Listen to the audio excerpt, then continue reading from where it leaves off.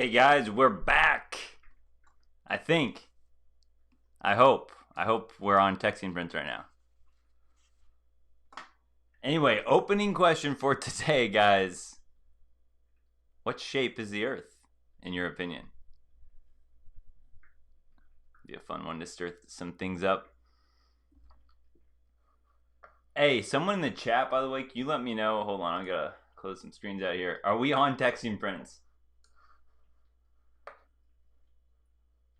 I'm on like my back end program here. What am I looking for here? For today, guys, we're gonna talk about the 80-20 woman. Beware.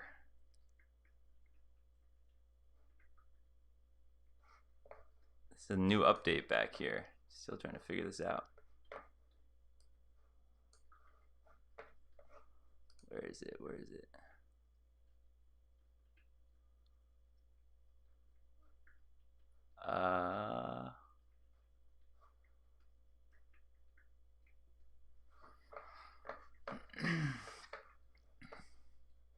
Where's my little screen thing?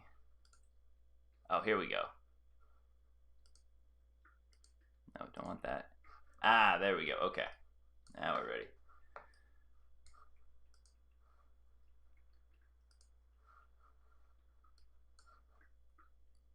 Hey, what's up, Maestro? Hey, we're on texting prints, right? Just making sure. Again, beware of the 80-20 woman. That is our topic today. We're gonna get started in 8 minutes. You have some time to get a drink poured or whatnot. I have some time to start on my drink here. We're going. What's up, Peter? Yep, I'm out of jail. I'm out of jail for the time being. I'm going Blue Moon and orange.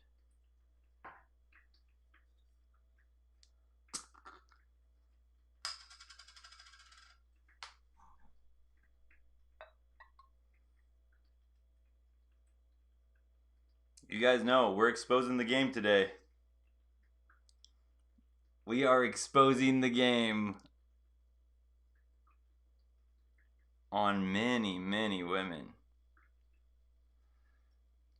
that consider themselves the 80-20 women these days.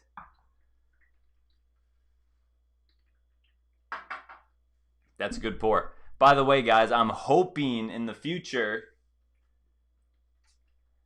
the sound's going to sound better. I got a bunch of these. I started putting them up. I only have like a few up in this room, but I'm trying to get some of the sound better.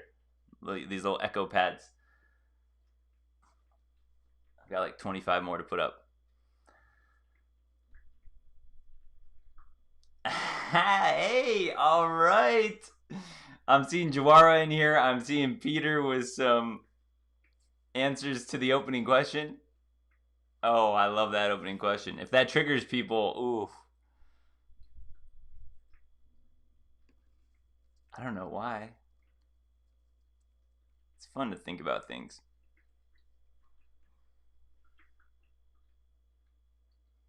There we go. We're good. We're getting ready.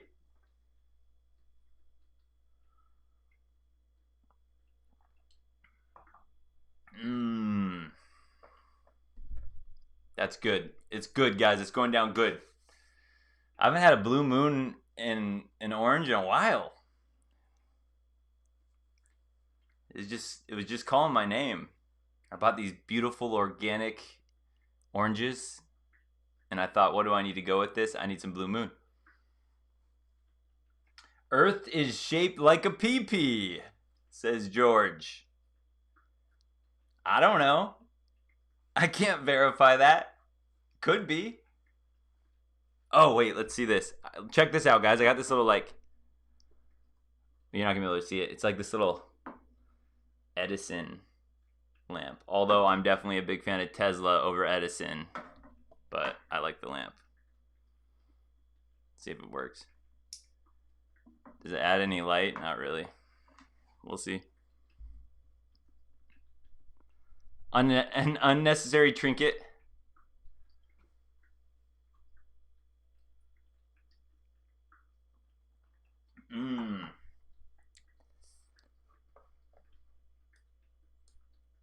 What is this little thing? I don't want this here.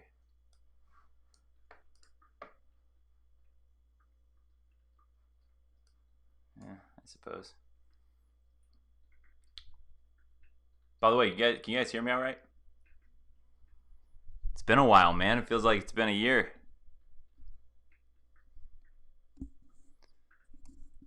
Although I did live stream on my backup channel, The Bachelor Prince. Some of you guys know that. So I have a couple live streams from a few weeks ago. George says, let's go White Sox. Come on, George. You know I'm a Twins fan.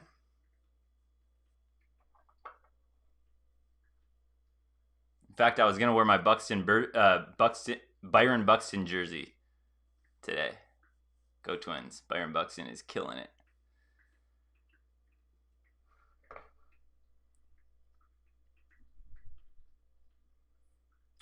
What's up, G Handcar?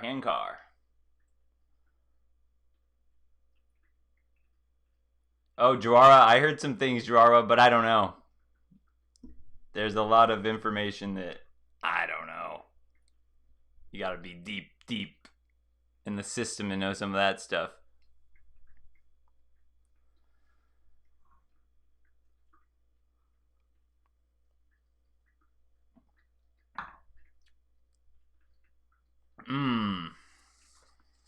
All right, we're going to be starting in 3 minutes. 3 whole minutes.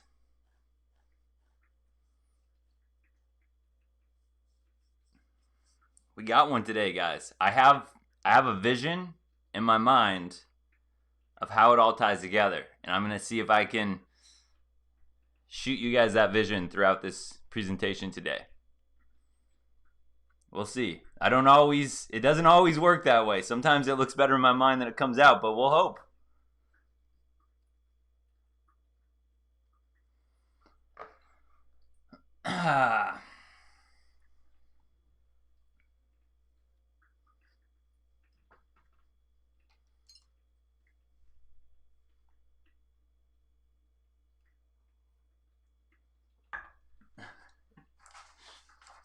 I just here's a mock-up for one of my a t-shirt that I want to eventually make. I have these all over the place. She's not a unicorn. The unicorn.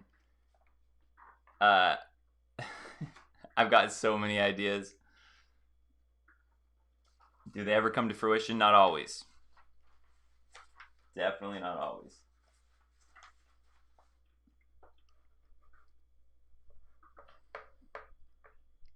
Oh, yeah. We're getting ready, guys. Hey, get your drink out if you don't have it out yet, because we do have an 80-20 drinking game today. Remember, I don't discriminate. If you want to drink water, alcohol, non-alcohol, juice, kombucha or however you pronounce that. Whatever. Do your own thing. But there will be some drinking going on.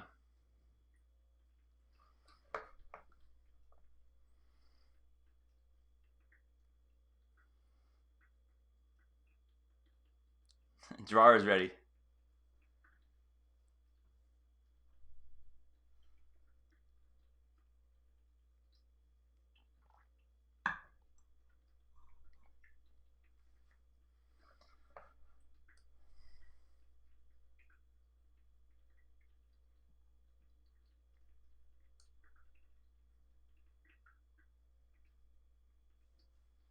It's so nice out still.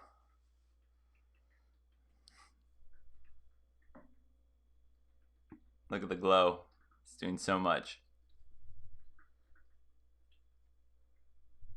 All right, 20 seconds.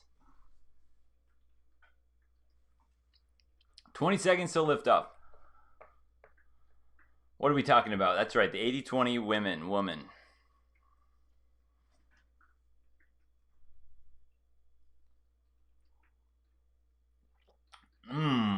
Ooh, a cigar would be nice right here. I want a cigar filled with some weed.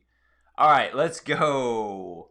Here we go. One more time, opening question for those of you on the replay and coming in late. What shape is the Earth, in your opinion? And let's get to our presentation for tonight. Oh, I forgot to tell you guys, I did add a couple new sound effects. We'll see if I can throw them in today. Let's see. I got 3 new sound effects. Here we go. Here's one of them.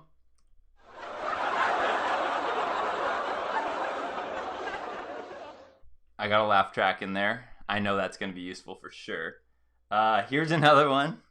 Wrong. Got a nice little wrong in there. And then here's another one for Cougars. My college was WSU. The Cougars was our name. Some guy made this song way back in the day, a rap song with the Cougs in it. So if I see a cougar, you know what I mean by cougar. There's been spottings of a cougar. Say go, say go, say cool, say cool, say go, say go, say cool.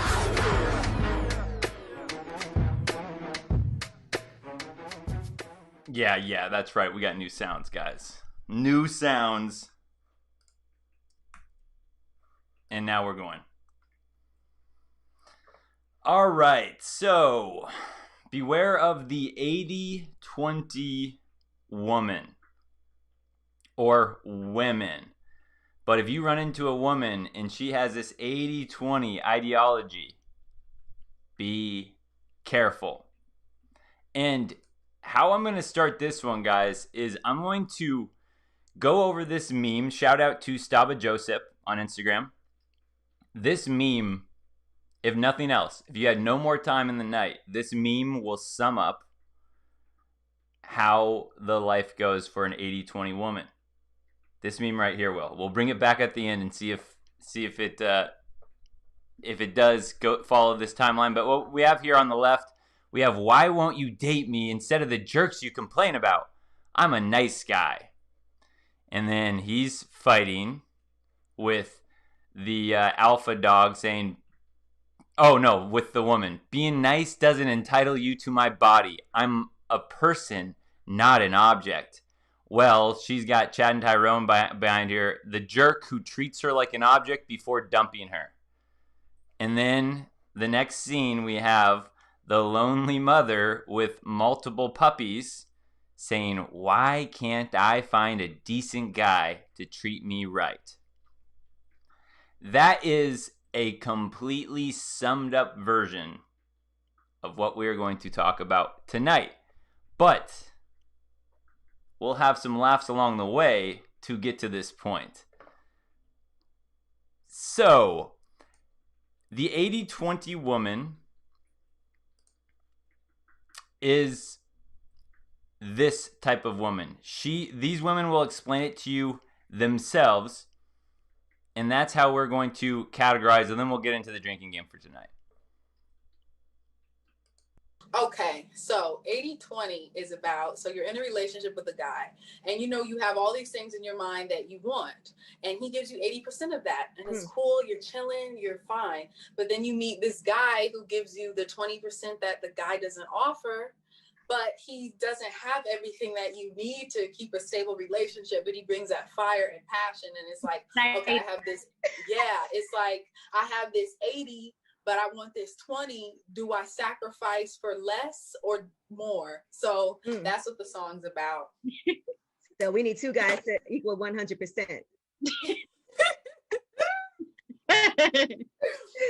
Now, it feels like, Chloe, you feel a little bit more passionate about that than Hallie did, because you really went in. Is this a personal story? Well, no, not for me. Like, for me, I'm such a Cancer. If I find someone I really like I stick to them. But, I'm not there yet right now. I'm single. So She's not there yet right now. But I love her though. She belongs to the street. So sad, so sad, so sad. That you can George. She belongs to the street. You might have said you love that girl, but she belongs to the gang. And when she with me, I let her do her thing. Well, when people say history repeats itself and there's nothing new under the sun, this new 80-20 mindset that a lot of women are talking about and laughing about is very, very similar to what we've always called is alpha seeds beta mon needs. The 80-20 in that sense. And for this one here, we are going to expose the trap. So this trap that women set for men. Now again, they're going to call it the 80-20 these days. But the goal of a woman, again, a generic goal of a woman, is to get the seed from an alpha man, while eventually finding a beta mon man to provide for her security and needs. What we heard in this video was they basically were laughing, saying we need two different men these days because you got everything you want. You got 80% of everything you want with this one man, and everything's perfect and all that stuff. That right there is the beta mon guy, the needs guy. She's got her 80% there. She's got everything she could want. The security, the love, the unconditional love, the emotional tampon. But what happens if a guy comes along that gives you that extra 20%? Do you risk it? Do you risk it and get rid of the 80 to go with the 20%, which would be the alpha seed, the chatter Tyrone? So the 80-20 rule, again, alpha seeds, beta mon needs, basically. And so here's what we would talk about. Here we call one of the 20% in their language, right? They have the 80%. Do I sacrifice it for the 20%? That excitement, that thrill, the alpha seed, who we call Chad and Tyrone. So think of the alpha seeds as the men that fulfill her most basic instincts of survival and reproducing. A man with good genes for breeding, so maybe good looks or good height, symmetrical face, all that stuff, the jaw. A man that could save her from enemies, so he has muscles or strength, the six-pack abs guy. Or a man that could raise her social status, so a celebrity, a guy with high social IQ, a guy with a lot of game, he's witty, really funny, charming, charismatic, or a guy with mega intelligence, maybe an Elon Musk type. So that's what we would call the 20%ers, where if a guy has something like that, a woman might have 80% all good with her guy back home, but does she risk it? That's the question all the women are asking these days. That's the question that society is basically programming women to ask themselves and encouraging them to explore. But that is the question. Do I risk what I have with this perfect guy for a taste of the alpha seed? So again, on the flip side, the 80% is the beta needs. That's the hairy and minkus that we would call it. Think of her of the beta mon needs guy is feeding her non-sexual wants and desires. A man that will worship her. He gives her security that he won't ever leave her. A man that can provide financially. He gives her financial security. A man that will be a caring father and husband gives her security for her long-term family prospects. This is the balance, right? The 80% would be this guy, the beta needs guy. He has 80% what should be, probably best for her life.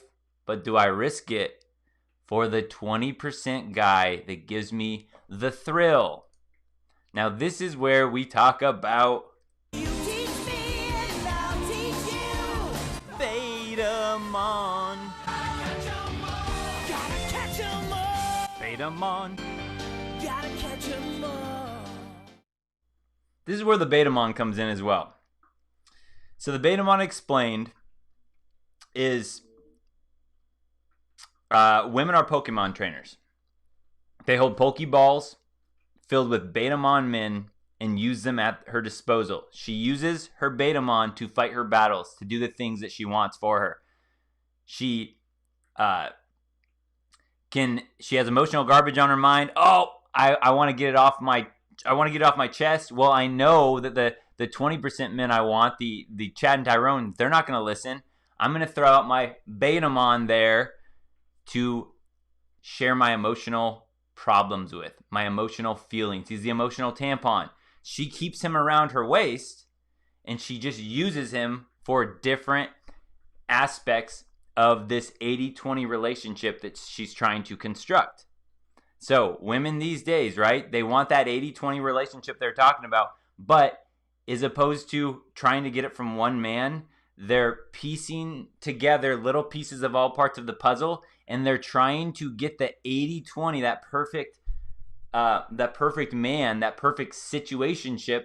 They're now trying to get it with as many different guys, and they're just kind of pushing the puzzle pieces around and reconfiguring them, and then boom, boom, okay, I can get the emotional tampon here, I can get this here, I can get this here. Ooh, I can get great sex over there from Alpha, Chad, and Tyrone.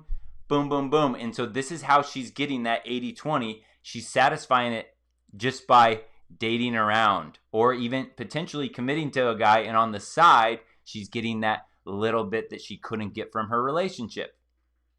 Now, the game is being exposed much more than it ever was before, but this is still part of that 80-20 game, the Betamon. And so, again, here's the timeline, how this plays out. She wants to experience all the alphas in her early years, during her most valuable time, when she'd be best at raising a family and all that stuff. Then she expects to settle with a Betamon when she can no longer compete with the looks and attention of the younger women during her declining years. Then all of a sudden, we all know how it goes. Oh, I'm ready for a good man. All the bad boys that broke my heart, men are such jerks. I'm a born-again Christian. I'm ready for a good man. That is the game that we are exposing. And so let's watch what we just saw again with this filter on it.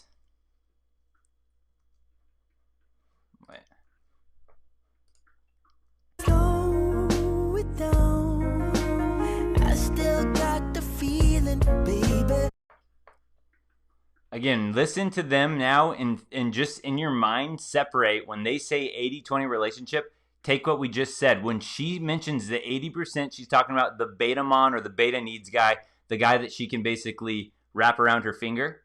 The 20% is the thrill, the guy she can't figure out, the Chad and Tyrone, the guy that won't give in to her. That's just giving you the woman decoding language of what they're talking about here.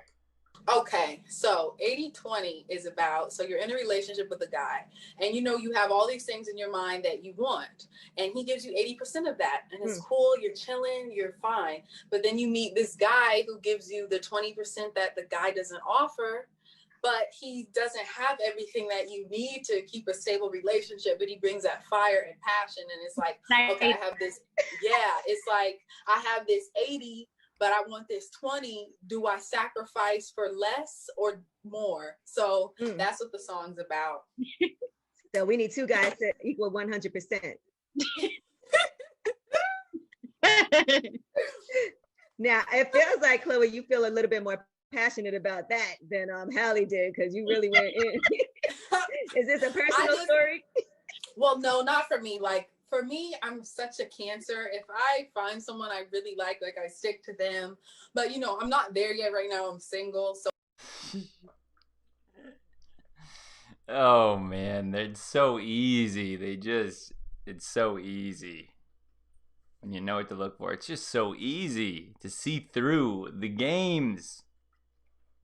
So, here's where my hypothesis, when I say this, it's a hypothesis. I can in no way know for sure that this is true, but it seems pretty dang true. And we've always known about alpha seeds and Betamon needs. It's been a tale as old as time. However,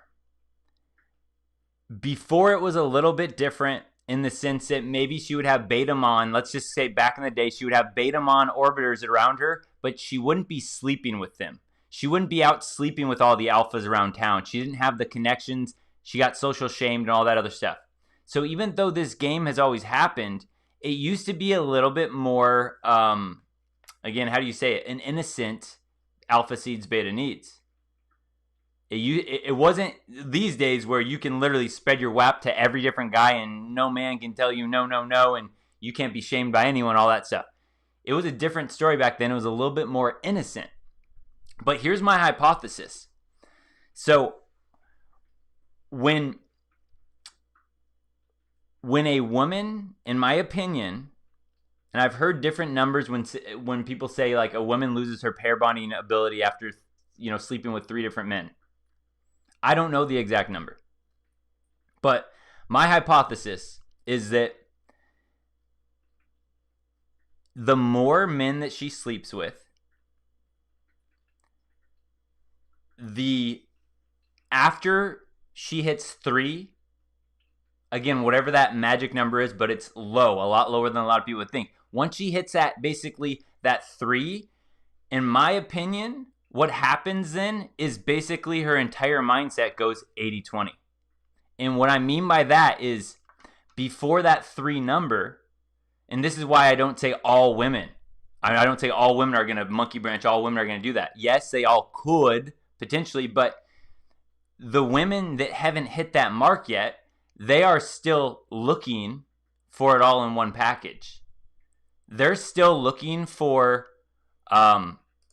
Hypergamy Simplified. A woman wants the highest status man that she can attain to protect and provide for herself and her children, past or future. The women that haven't hit that 3 mark yet, in my opinion, are still looking for this innocent hypergamy that me and anyone that breaks it down logically say there's nothing wrong with hypergamy. It makes sense. It's a survival mechanism for women. So this part is still true. She might still have some beta monorbiters, but it's more innocent and all that stuff.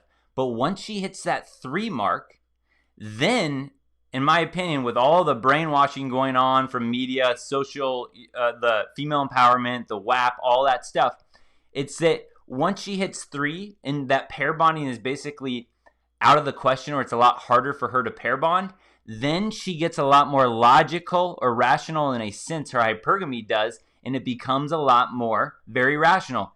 80-20. I want to get the 20%, my emotions, my sexual feelings. I want to get my fun from Chad and Tyrone, and then I want to get my beta provider. But that's how she looks at it. That she looks at it more rational is, I'm going to get this from this guy over here and this from this guy over here, and I don't care. You can't tell me what to do. It's like she loses the innocence almost, and it becomes all rational for her. It's all a business deal at that point. In my opinion, it just seems to make sense to me that once a girl hits that point, basically, now there's so much less wiggle room. She's not trying to make it work with a guy anymore. It's more of hey, what are you providing for me? If you're not providing, then you're out of my beta mon cycle. I don't want you.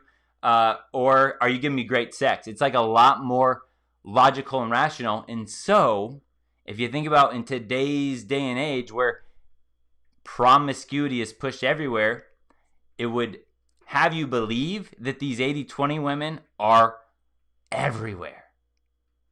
It would seem to make sense, and it would seem to me, it makes sense why you can look at Kevin Samuels' channel and see the same story over and over and over again with all different women.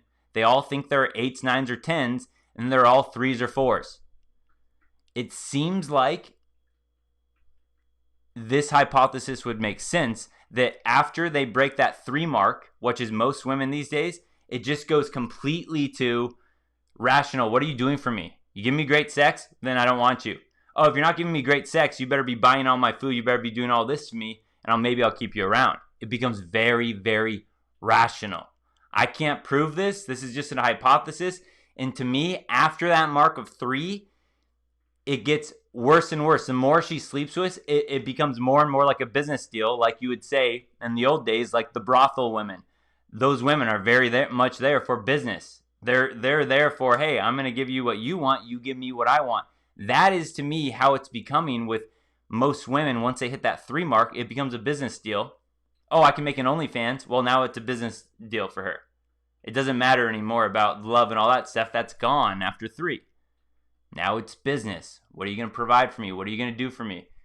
Or else I don't need you. I don't need no man. And obviously, right, we know what the problem is that with my modern hypergamy, it's not realistic. Because of how easy it is for women to get dates and sex, her hypergamy inflates her standards. Makes perfect sense why, again, Kevin Samuels' channel, shout out to Kevin Samuels, you see it over and over and over and over again. And this is where, okay, guys, so, right?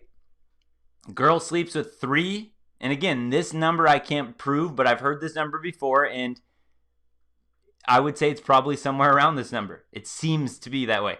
Okay, girl sleeps with 3. This is what happens. Once a girl sleeps with 3, this is when there's an internal battle for women with the She-Hulk. So again, think of a woman that has really high standards. It's a constant battle like the Hulk to fight this internal desire to act on her hypergamy. See what I mean? It's like if a girl is a virgin or she slept with 1 or 2, she's still on her first boyfriend or second boyfriend. Oh, she's in love. That boyfriend or that guy can do little things that I might call out and be like, oh, beta mon move. And he's fine. She's still in love. She still loves everything about the whole process of it.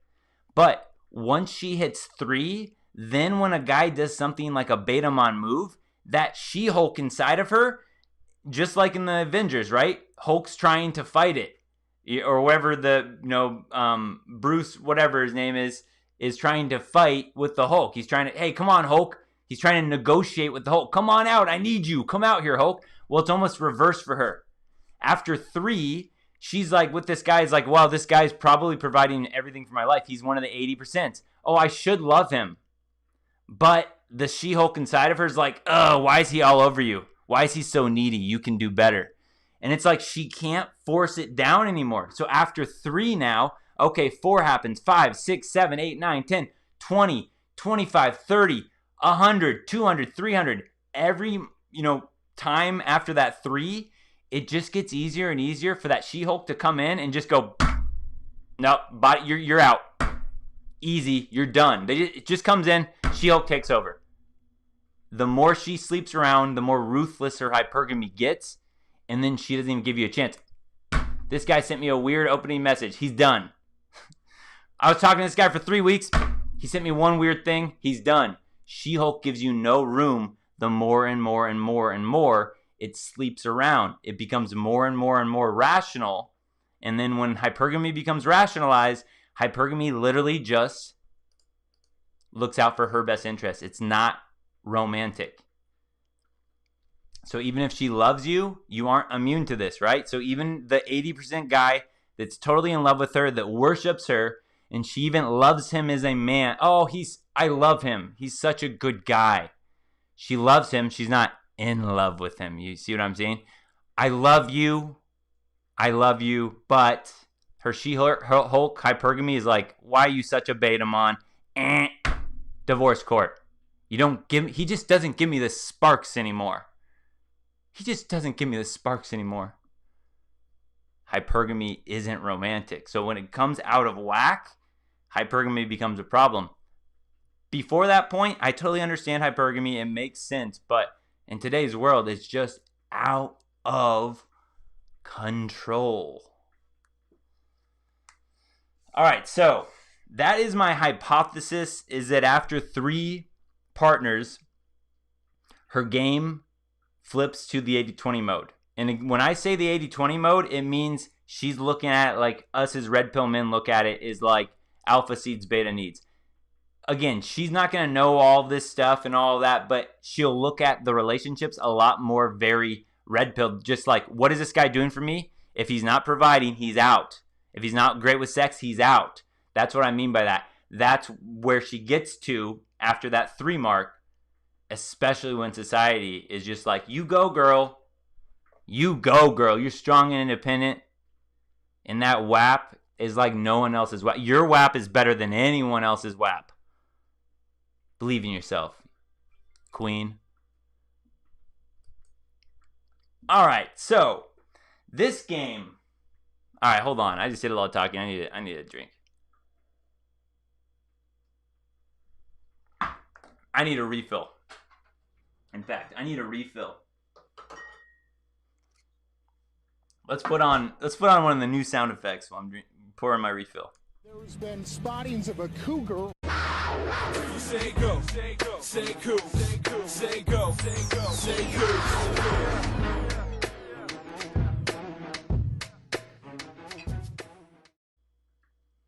It's what happens when I try pouring the beer right-handed. I mess up. I'm a lefty, man.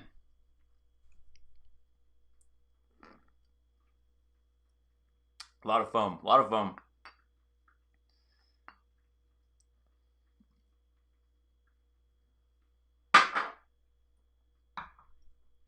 Okay.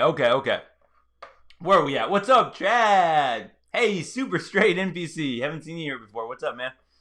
Most WAP is trash because of hypergamy. Yeah, WAP. I am the worm. What's up? What's up, Nicholas? What's up, Daydrive? Gonzalo. What's up? I'm a Z. Stay golden. Carlos. What's up, Shadow? Emu. All right. Okay. Where are we at now, guys? We're only on number 2. Oh, we're on number 1. That was my opener, guys. That was my opener for the 820. All right, here we go. I know where we're at next. We're at Foster Girl Meme. All right, so this is what happens when women decide to play the 80-20 lifestyle. We see it over and over again. We can predict it with our magic 8-ball even when they cannot. So Brick Myers says, just saw a girl on TikTok say that she's a foster girlfriend because she dates men until they find their forever homes. And I've been dying laughing for the last half hour because I've never felt so called out in my life.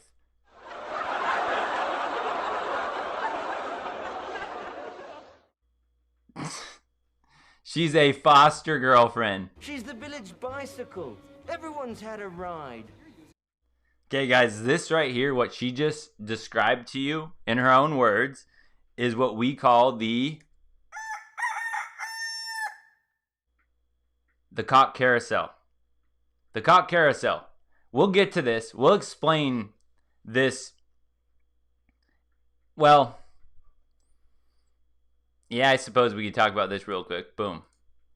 The cock carousel, though, the foster girlfriend life, again, this is her experience when she wants to experience all the alphas in her early years. Because, again, what women have done, sexual liberation, you go, girls, awesome, we're proud of you. It also gave sexual liberation to the alphas in the world, the top 20% of men. It liberated them completely. They don't have to commit to anything, and they just sit here shooting fish in a barrel, boom, boom, boom. You come on over, you come on over, you come on over. Both you come over to, Thursday night, you come over. Those guys don't have to do anything. So what happens is the fun, the sexual empowerment, when she's exploring herself, what that really is what she said here. She's a foster girlfriend because her mindset is not that of a wife. It's not that of a woman that a man would want to settle down with, especially a man that has experience with women, because he knows how he deserves to be treated by women.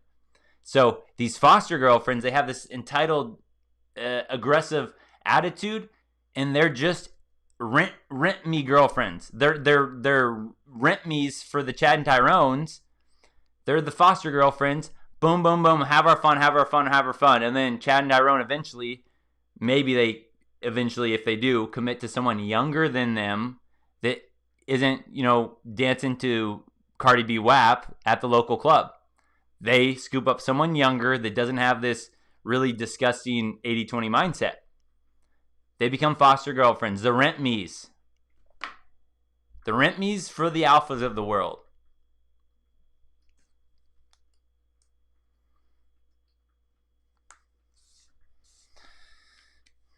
All right, guys. So again, if this happens, and the whole thing we said, right? Remember that rule of 3, because that rule of 3, in previous days, that rule of 3 took a lot longer for women to hit. These days, that rule of 3, I'm not kidding you, a lot of women are hitting that before they even reach high school, and that's insane to me. But when that is the lifestyle, once she hits that rule of 3, right, the rest of her life becomes 80-20. What can you do for me? So you see a lot of stuff like this. I've showed you guys this once before. I think it was actually in one of my texting school promos. But this right here is the life of a lot of women, a lot of young women. And I know this because even the women that I know do this and they cheat and all that stuff, I'm not stupid. When I talk to those women, I don't make it seem like they're the cheaters, but we can talk about this stuff, and they love to tell me about how much cheaters their best friends or their friends are, right? All my girlfriends are cheaters. Not me, of course. I'm perfect. All my girlfriends are cheaters. They expose their friends all the time. This is the life for the 80-20 women. Look at this. Me looking for my bestie at a party. Her about to ruin her 2-year relationship with some guy. Look, she sees her bestie about to go into a room. Girl code. I ain't seen nothing, girl. Girl code. They know this. They know this game, guys.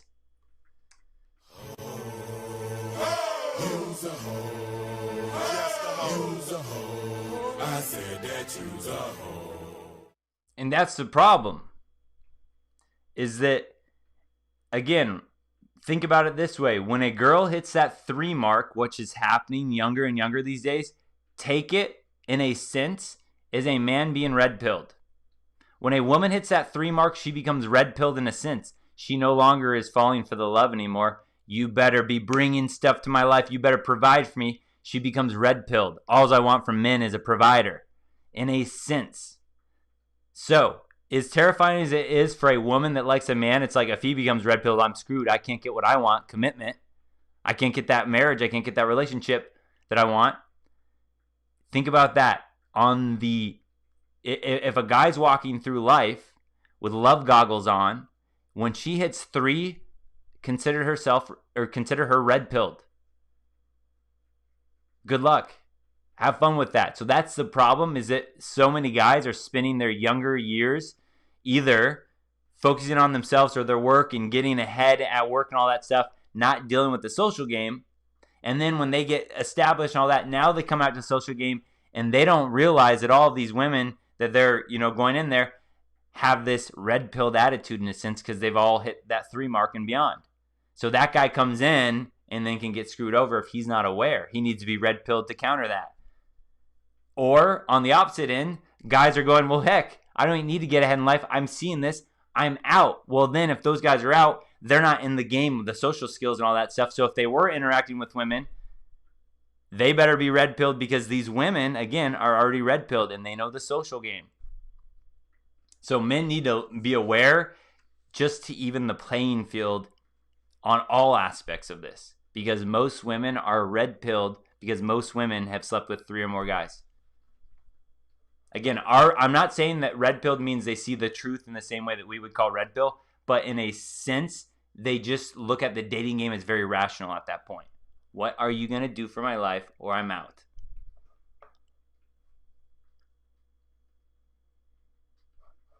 So what do we got here? So after this type of stuff, right, early on, as they go through this, they get the, right here. They get this attitude. This is female dating strategies. You guys know we love female dating strategies here. All right, this Edison lamp is getting a little warm next to my arm. I'm turning it off. Team Tesla. Okay. The title, Do Not Care. And here's the meme, and I can't actually see it. Wait, let me move this. It's locked in my thing. Oh, 1.3 thousand upvotes. No man wants a woman who ... And then look at him. We don't care. Laugh out loud with Regina George. I think that's her name from Mean Girls. Is that right, guys? Did I just get that right off the top of my head? I didn't actually look that up before. Mean Girls, though. That's a good show to show you some red pill, too, in a sense. You could see the life of the women, the popular girls. Yeah, no man wants a woman who... We don't care. Ha ha ha ha. Okay. So, this attitude happened soon after that 3 mark. We used to say this was the bitter old cat lady attitude that women would find out at 30, 35, or 40. But as women are hitting this 3 mark way younger these days, they're getting to this old cat lady mindset way earlier. They're having this disgusting No man wants to. I don't care what you want. They're totally neglecting anything feminine at this point. It's all rational now.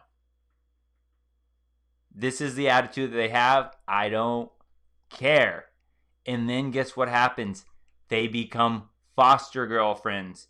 They become the stray puppies that nobody will take in, because the stray puppies that bite the mailman and are totally not well behaved at all. That's what happens. And a lot of these women are hitting this mindset young, man. Way young.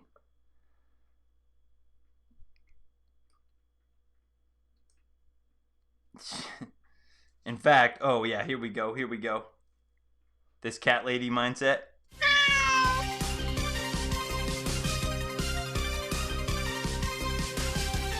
Thank you very much. Appreciate it. Hey, shout out to Nico Greco. Guys, the super chat system's working again. Because I'm back on Texting Prince. I know it wasn't working on my other channel. Shout out to Nico Greco. Appreciate that. Love to see that that's working. We got a super sticker. Hippo character runs at high speed and his legs forming a ball-like blur. I bet that looks cooler than me describing it. Thank you, Nico Greco. We're back on Texting Prince. Oh, it feels good to be back, guys. Okay. What am I at here? I know where I'm at. We got this right here is that attitude we just saw, the don't care. All right? This attitude, think about this. The rule of 3, the She-Hulk has come out completely. That is the She-Hulk energy. Think of a woman that has really, it's a constant battle. Look at that. That energy is the She-Hulk comes in, game over. That's that energy. That's female dating strategies mindset. That's that energy. These are just She-Hulk women ready to just body slam any guy that comes in their way. They are so, there's nothing of value in men anymore unless you can provide it to me, or else you're worthless.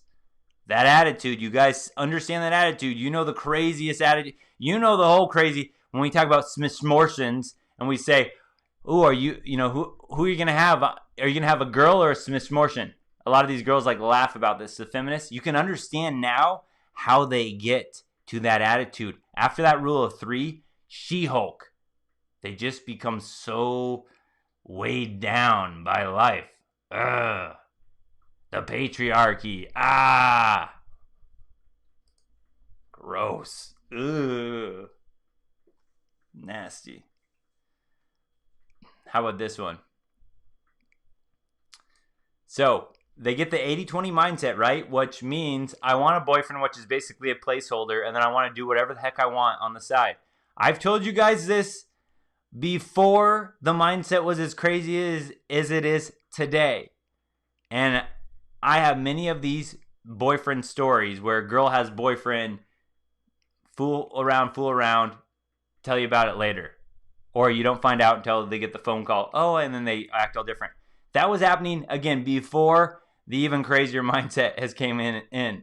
But this right here, again, shout out to Stava Joseph, was a little meme. It says, "My girl cheated on me while I was out of town, and the guy left me this note under the toilet seat." This guy's a true bro here.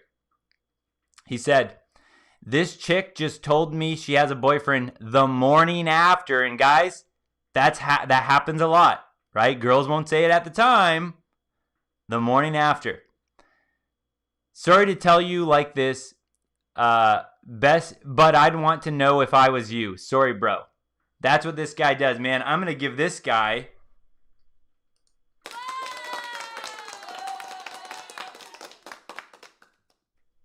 for telling him about it, but this is also just another wise words.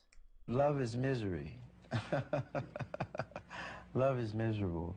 I think I'll be a bachelor and I'll swing, and I won't fall in love. I'll just be loveful, be kind and good, and have fun. Carousel. Oh, I see you, Emu. Carousel sound. I got you. Yeah. Okay, so this right here, guys, this is why it's so interesting with all this stuff, because there's an evolution to this right here. Hypergamy, simplified, super simplified. Don't get any crazier complex about hypergamy than this right here. A woman wants the highest status man that she can attain to protect and provide for herself and her children, past or future. Okay, this is a simplified version of hypergamy. I'm going to update this now with recent times. When a woman has hit that 3 mark, think of her hypergamy in this way. It's a simple change. A woman wants the highest status men that she can attain to protect and provide for herself and her children, past or future. Very simple change.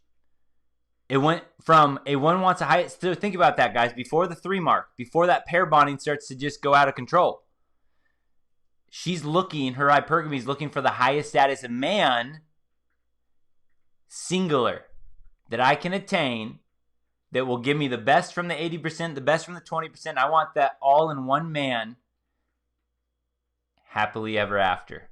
Once she hits that 3 mark, change it in your mind. When a girl has slept with more than 3 guys, watch again. Most women. A woman wants the highest status men that she can attain and get away with to protect and provide for herself and her children, past or future. So again, it might be where she has 1 guy, the total beta mon boyfriend, and then she's sleeping around on the side. She's getting what she wants, hypergamy, but you're changing it from man to men. After that rule of 3, it's going to be pretty spot on here. Before that rule of 3, I go with this hypergamy. After rule of 3, she's looking for men. And again, the highest status man that she can attain, it used to be, can I get this guy? Well, now it's, can I make this work in my situation? Can I get away with this? And to women, it's even easier in a sense, right? Because like I said, I think last week or a couple weeks ago, that the Chad and Tyrones are happy to have these secret affair going on, because the Chad and Tyrones have to give no emotional support. They just get the sex. So when the woman has hit that rule of 3, right?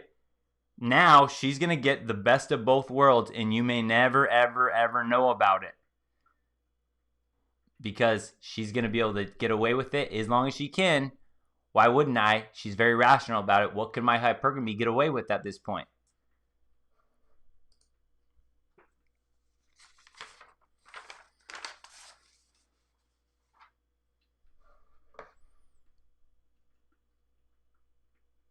Hey, appreciate you, Spirited Energy. Long-time lurker. I'm going to give you a little screen time here.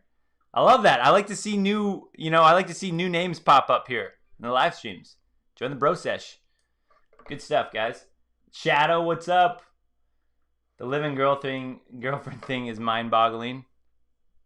Man, there's crazy times, guys. Wild and crazy times. Oh, boy. All right. Where are we at now? Oh, we just did girl cheated the toilet meme. Okay. Let me take a drink here. All right, guys.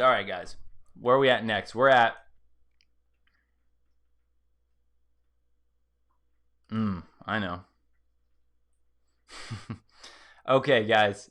This is good. This is where the disconnect comes, guys. This should piece a lot of things together if women were open to listening to this in a rational way without all their confirmation bias and all that stuff. This is where they would actually this would be life-changing for them. It won't happen. I'm not, holding my breath.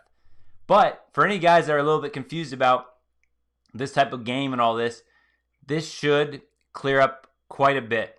Here's the big disconnect. Okay. Female dating strategies. All right, so this was the caption to a meme, and I'll show you the meme in a bit, but start with the caption here.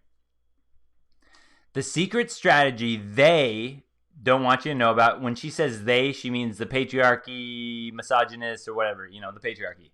Men. The secret strategy that men don't want you to know about, aka do as I say, not as I do.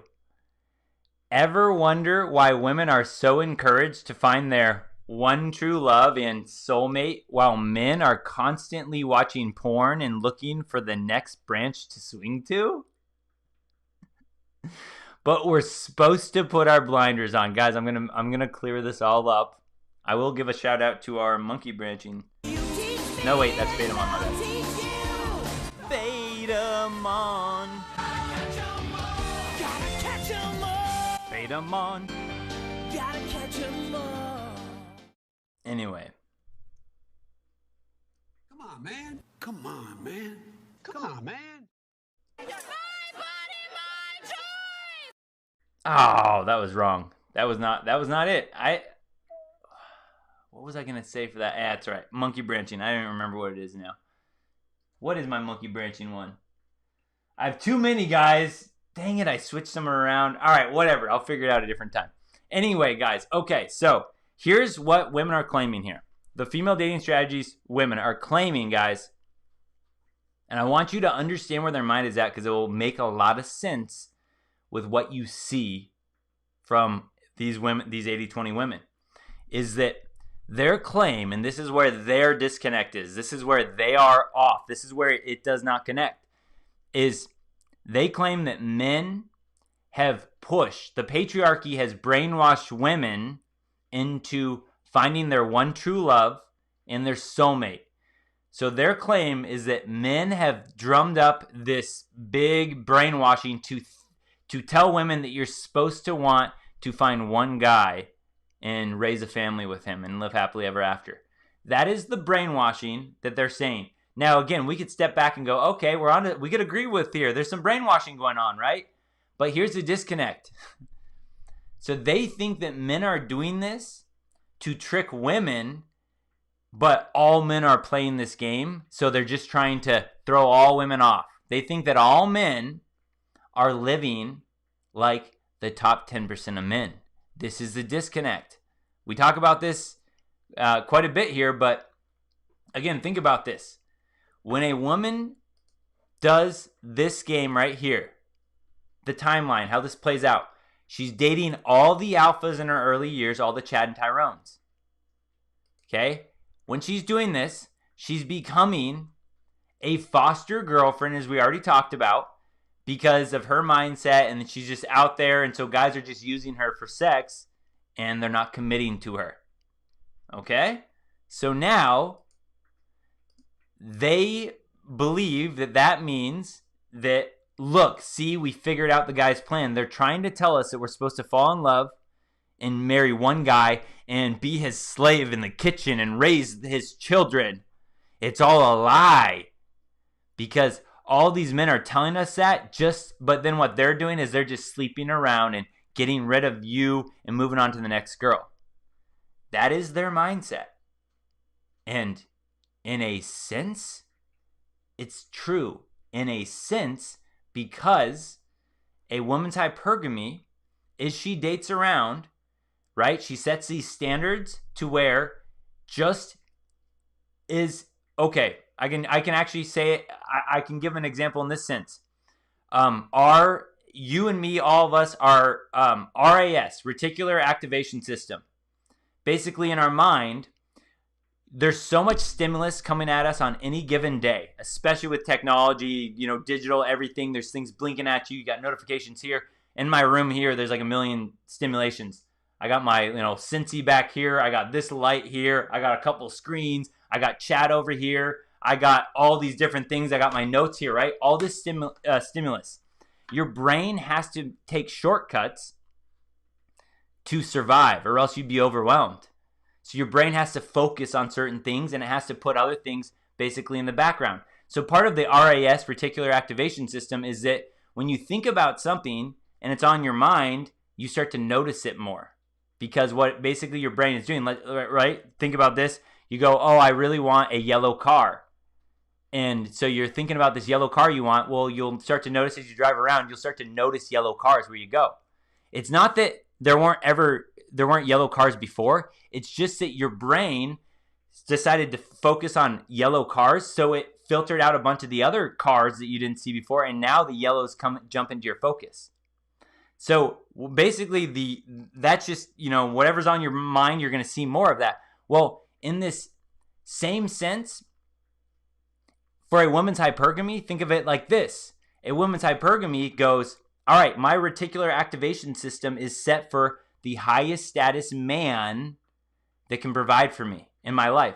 So, right, is she dates around, sleeps around, and is she gets these guys, these beta mon, to go, oh, you're so great, you're wonderful, I love you, oh, you be my everything, maybe guys are proposing to her or whatever, right?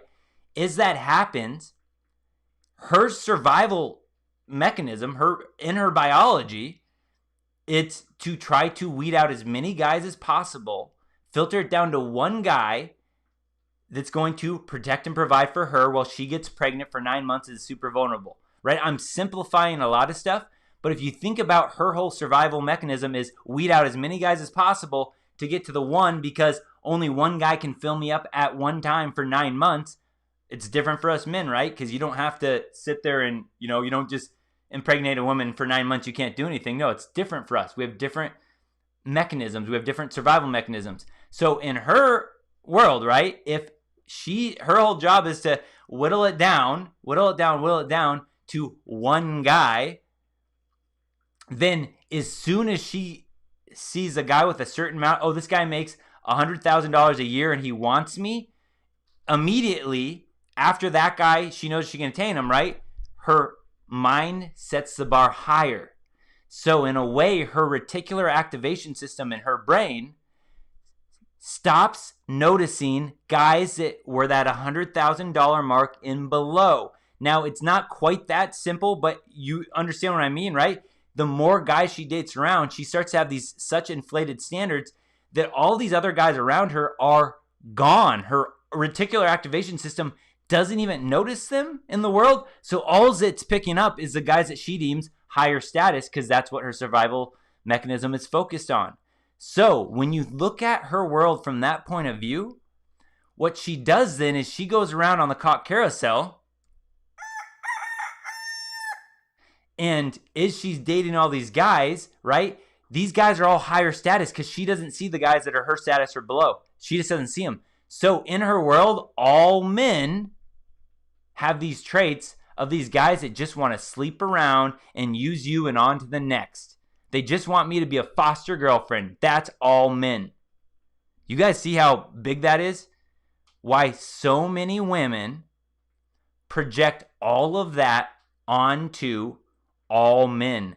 But in reality, the only men they're actually talking about are that top 10%. But their RIS, their reticular activation system, that's all that those women's brains is looking for after they hit that 820 stage.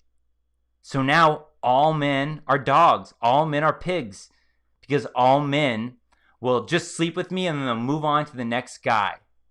And if guys are going to do that to me, then I don't feel bad about doing it to the beta mon in my life. You guys see how this works? So, and again, in a sense, her truth is, the truth or whatever. Well, again, in her world, it's the truth. Men are dogs. Because she just doesn't even see 90% of the men in the world. She only sees those guys that she looks at as higher than her. And so throughout life, it becomes smaller and smaller and smaller, and that's what she takes to project onto all men. Now, it's different for us men because we don't have hypergamy. So even though I've slept with a few women in my life, I don't sit there and just completely neglect every other woman in my life. That's not how it works. I still know all different women. I still see them everywhere I go. It's a little bit different world because, right, my mating strategy as a man isn't, oh, well, once I slept with her, you can't look at her anymore, right? You can only focus on one girl. That's not how we're designed. It doesn't work the same way. So we have that there. And then think about this, guys. All right, hold on. Man. Okay. Think about this. Back to the social gap that we talked about before. It wasn't last presentation at this point, but it was a bit. So we dissected the social gap is a difference in social skills as it relates to body language, voice tonality, wordplay skills, manipulation tactics, and overall competence in dealing with the opposite sex or romantic interests. So when we talk about 80-20 again, this is how you can actually look at this on a realistic scale in your life. Instead of just saying 80% and 80% are beta mon, 20% are alphas. That's not true necessarily. You can be out. We all know there's different aspects of how you show up, but if you think about it in this way, the 80% that they're talking about, the beta mon, are when a girl meets a guy that has lower social skills. She's higher on the social gap. So she knows more about reading body language, voice tonality, wordplay skills, all of that than that guy. And since women can get dates and sex and all that way easier, and because women grow up talking and communicating and discussing this stuff, reading their cosmos, again, if you think about it, when a woman walks around the world, 80% of the men, easily, she's got a higher social gap advantage than them. So she deems them in a sense, right, beta mon. They become the orbiters. Whereas she runs into, and again, 20%, maybe it's 10% these days, but when she runs into them, that guy has a higher social IQ than she does, so he's a Chad and Tyrone to her in her life. That's a way that you can compare it, comparatively in someone's life. So, 8 out of 10 guys, she'll probably have a higher social IQ than, but those two guys that have higher than her, she'll be fighting for him because it's a new territory for her. She's a fish out of water in that sense. She doesn't know how to play that game. But this is what we talk about, the social gap. That's how you can kind of decide the 80 or the 20. And so in this game, right, what we talked about where they project their anger on these top men, right? The stud man, the top 10%, he controls all. These few stud men have lots of high social IQ, women competing after them. This means that this stud man has way more competence and a higher social IQ because he sits at the top of the food chain, and this is less than 20% of men. So again, if all women are going for the top 20% of men, right, this guy sits at the top, and he's the top of the totem pole because most women have interacted with a bunch of guys that are lower than her social IQ. It's easy for her. But so few men reach that topper echelon that when a woman runs into that type of guy, he's out of her league because he's dealt with women that had her social IQ and higher than that. He's the top of the food chain. So she's constantly chasing. She can never get that guy. It's a dream. It's the rainbow that never, the pot of gold that can never be cashed in on. Just keeps getting farther and farther and farther away when she runs at him because she cannot get this guy. That guy's social IQ is higher than hers. So if a guy had a higher social IQ and he got married, stupid move. You just completely lowered your advantage you had now because, again, we know by the laws and all that stuff, that puts you in a whole different frame. But the stud man controls it all. So, again, when women are ruthless, it's because they project this guy is all men, so they don't feel bad about any other men around them because they think every guy has this guy's attitude. They don't realize that they created this monster themselves by willingly sleeping around and giving it up to anyone for sexual empowerment. Okay, the stud man, he doesn't settle. Why would he? Because these men have the pick of the litter, they have no reason or urge to settle down with just one woman. This means that even the highest social IQ woman will always be chasing an unfulfillable dream. And it loops back about why they're so angry at men. The cycle. Right? This is the broken heart cycle. The result, most women compete tirelessly for the few men that have a higher social IQ. These men will give these women false hope and end up creating jaded alpha widows. And then, right, these women have this attitude that is very cutthroat and ruthless to even guys that don't have the same attitude as these guys that they've been competing after, But that's why, even to the blue-pilled man that goes, well, women aren't like that. It's like, dude, you got to understand. You got to understand, or you're literally walking into a lion's den with no ammo, no protection to guard yourself. And you're just walking in going, oh, look at this little kitty. Oh, it's a little house cat. It's like, no, dude, that's a lion. You know what they do to you in the wild? You might have been playing nice with these lions, from mainstream media. Oh, they'll love you till death do us part. So you're thinking, this is a docile little lion. No. Watch a lion in the wild. Nature takes over. That's what we're trying to say. After 3, it's a different woman you're going to get. And this explains the opposite game projection. If a woman is guilty of something, she'll use a classic political technique, projection. She will accuse you of shady behavior if she's secretly acting shady. And what do we talk about with this? Well, here we go. This is that female dating strategies meme. This is their projection, right? They're projecting all men are, they're misogynist, all men. That's in their world. It's kind of true. But here it is. All right, here's their meme. Being exclusive from the first date onwards because it's fair and you feel weird seeing other people. And then a little bit evolution, this female dating strategies evolution, realizing you can multi-date and vet men until deciding one is good enough to be exclusive with. Oh, now the brain's really getting engaged. You're single until you're married, right? That's when they're saying women are finally unlocking. And then, oh, wait a second. The real superpower. The bottom. Have a scrotation. They call men scrotes, like little scrotums. They just call them way worse names than they would, call red pill men for, talking about women. But have a scrotation for life.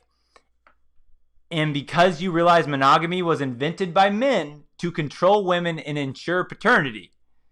So it's like, look at that. They literally believe by this bottom one that they have unlocked female dating strategy, goddess, queen mindset. They actually believe that this is their maze for them in their life. They believe that this is figuring it all out. What this looks like is, look, we realized it. You're not supposed to be monogamous. No way. It was invented by men to control women. That is their genius interpretation of how this game goes. That's what they've come to the conclusion, which I gotta just say is really stupid if they used any bit of logic to really think about this. Because if monogamy was invented by men to enslave women, that doesn't make sense, because monogamy benefits women. Because monogamy, now I know people could make different arguments for it, but you think about this, monogamy, right? A woman can only get pregnant with one man. She's not built to just be thrown around with a bunch of guys. Their entire argument doesn't even make sense when you think of biology. When you think of biology, right, monogamy it's great for women because it gets the highest status man to have to commit to one guy to protect and provide for just them. But these women have turned it around. They found the cheat code. Look, we're not supposed to be monogamous. They say, as women, we're not supposed to be. Dummies. Without birth control, see how well that would work out for you. Biology.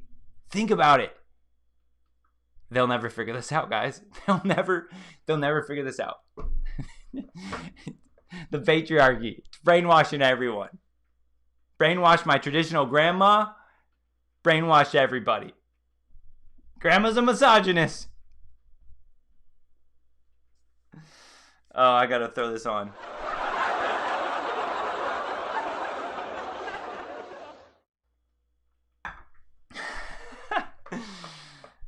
Yeah, well, hey, I appreciate this, Big Tao by Logic, because I read these posts and I'm just like, I see it over and over and over again. I see the thousands of upvotes that women get on these. And I'm just like, they can't be this stupid. But I'm not only blaming women on being this stupid, because I also walk around or drive around and I see people driving everywhere by themselves with their face mask on, going for a walk outside in the air with their face mask on. So I don't know what to say. I don't know what to say. I pinch myself. Like I don't even know what's real, guys. All I know is I'm glad that you see the same logic as I do, or I'd really be on a different planet, because I don't understand how people operate. I don't get it. I really don't. All right, so we got that. The queen level mindset. Gosh, too good. Oh, this is where I was gonna do the come on, man. Come on, man. Come on, man. Come on, man. All right, next one. Oh, okay. So what happens now? The 80-20 women, they figure it out, guys. They have found the secret to life, and that is that as women, we were never supposed to be monogamous. No, they don't think about it any farther than that. Let's just keep rolling with it. That no, right? As women, you're never supposed to be monogamous. So they follow this line of thought, and this is what happens soon after. We have oops. All right, this is a popular female meme site on Instagram, Boozy. All right, when the only memes you're tagged in are about being drunk, depressed, broke, and being a hoe.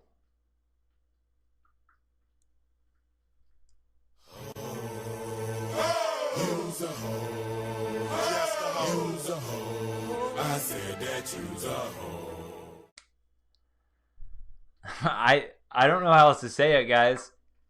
And I'm gonna try to be fair about this, because I like to party. I like to drink beer. I like to smoke weed. I won't argue about that or anything like this. But what I will say is, when I get women, again, I'm 32 now. Pretty sure, yeah, I'm 32. Pretty sure. But I get women that are coming back around. Maybe they haven't been married yet at this point. They got out of a relationship, all that. Or again, around the 30 to 34 range. Some of the women I've kind of grown up with, and I'm getting some DMs every once in a while. I'm getting the texts, and I know how to play the text game. So I just let them talk here and there, and I just find out over and over again. It's like Thursday, Friday, Saturday usually coming around. They start texting me why they're drinking. Wine night. Wine night with my sister. Wine night with my cats.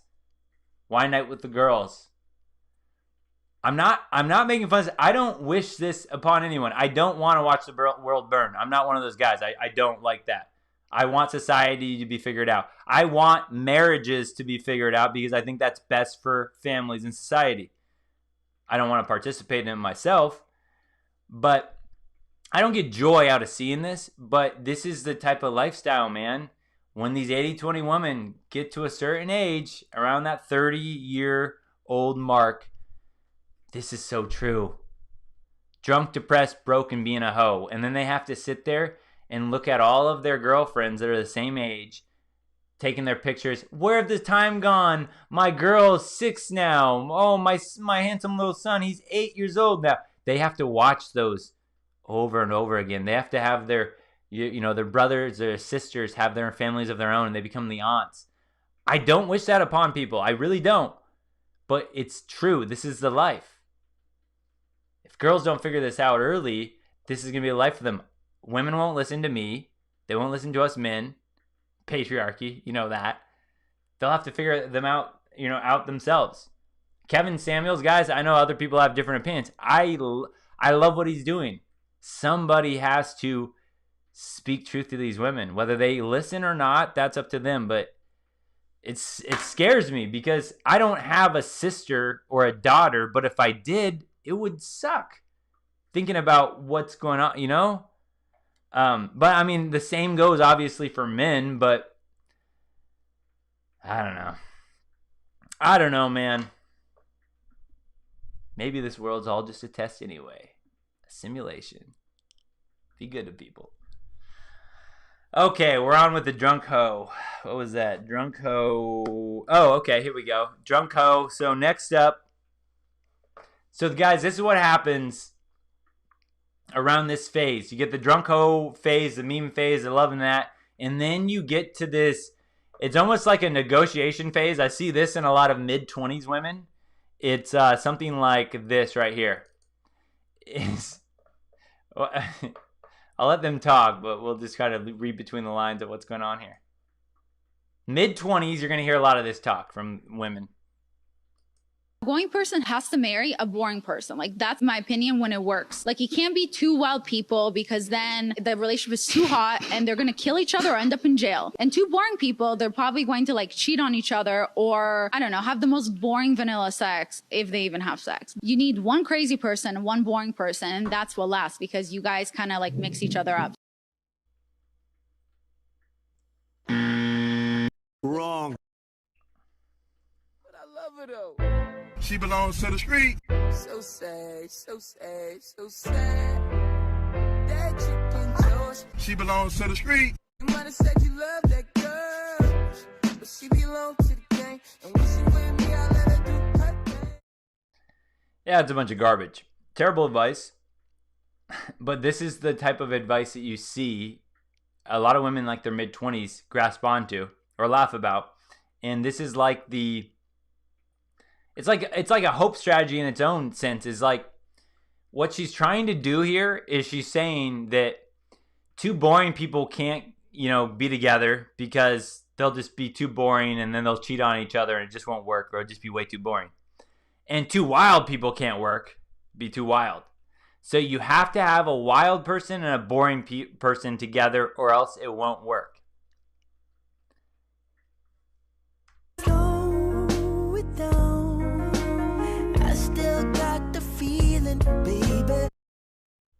All right, we're going to listen one more time. A boring person has to marry a boring person. Like, that's my opinion when it works. That first one, it's not boring has to marry boring. She said an outgoing person has to marry a boring.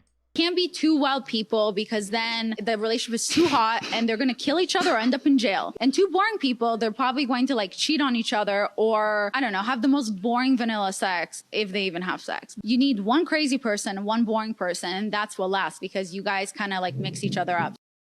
Yeah, no, see, this is terrible advice. This is just the type of thing that women come up with when they think. Okay, if she wanted to try to debate and say, by boring and outgoing, she means an extroverted person and an introverted person, and she broke down personality types, maybe why an introverted person might be attracted to extroverted, why extroverted might be attracted to introverted, how they could get along in certain things.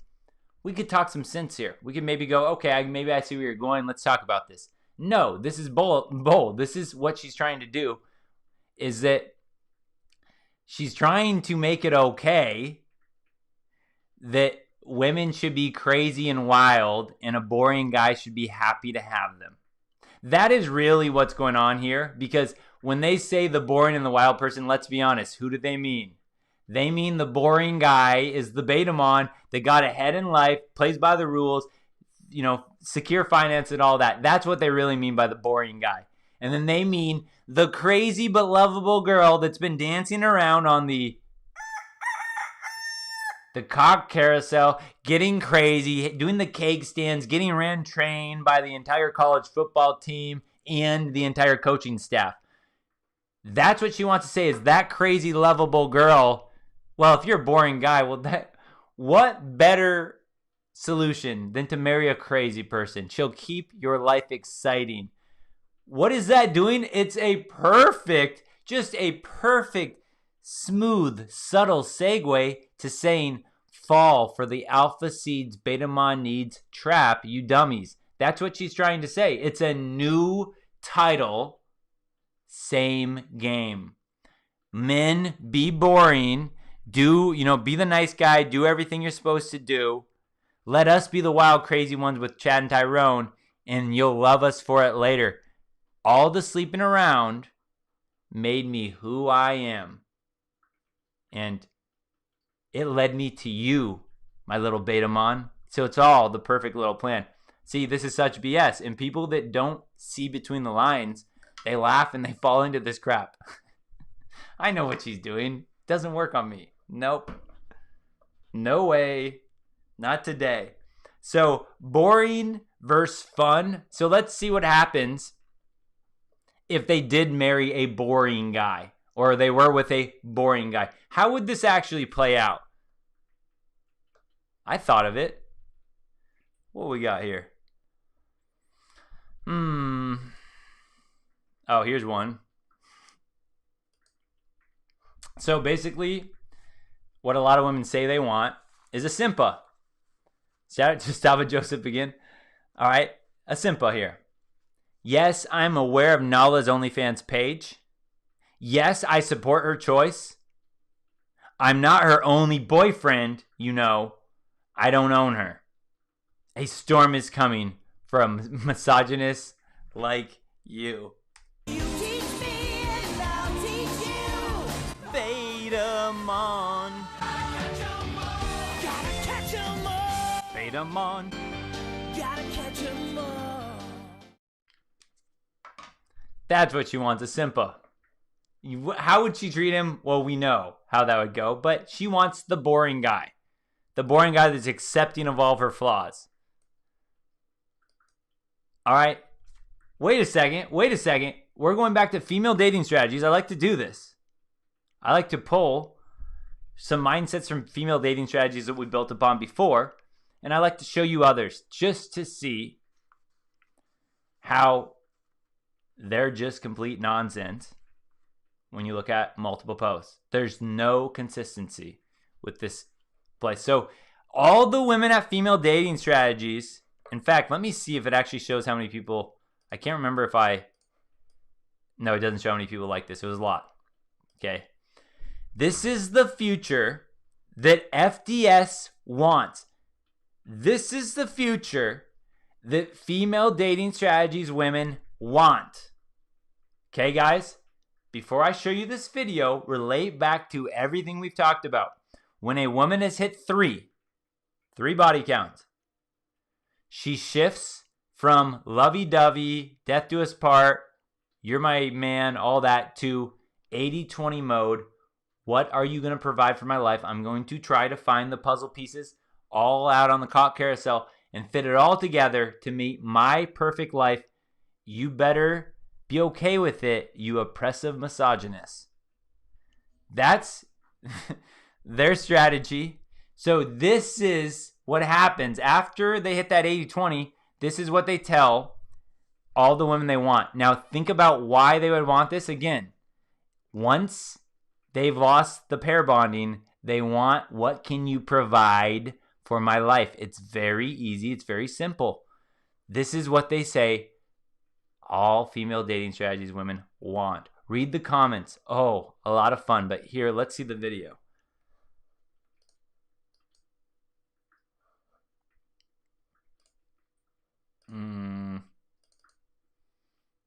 Gross. Before this, I realized I didn't show you guys the drinking game yet. I know I made it. I'm going to put it up real quick. Okay, here we go, guys. Hey, drinking game rules. Anytime we talk about alpha seeds, beta mon needs, it's the 80-20 drink. You got to take a drink. So each time we mention alpha seeds, beta mon needs, or the 80-20 game, take a drink. My bad for not actually putting that up earlier. You guys know, Jawara, I'm looking at you. If you haven't been drinking, Jawara, you got to like shotgun a beer right now because you know you got to be behind with how many times we've been talking about this. In fact, guys, this video is so gross that I'm going to pour a whole nother beer because I'm going to have to drink during this.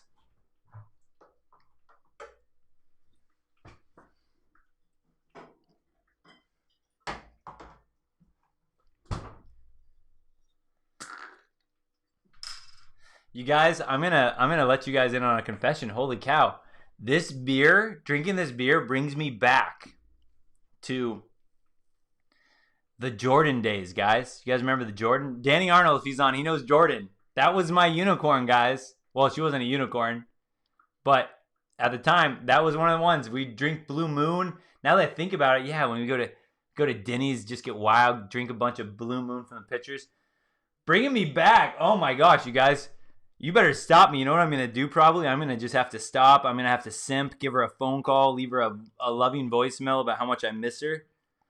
I might simp tonight, guys. You better help me. Whoa. Ah, it's good. It's a good beer. All right. Ooh, Irish car bombs. That's what I'm talking about. Good stuff. All right. What do we got here? I am showing you this disgusting video. That's right. Wait. Sorry, guys. Remember, this is the post that Female Dating Strategy said. This is what we want. This is the future. This is what FDS women, this is what we want. We don't settle for less.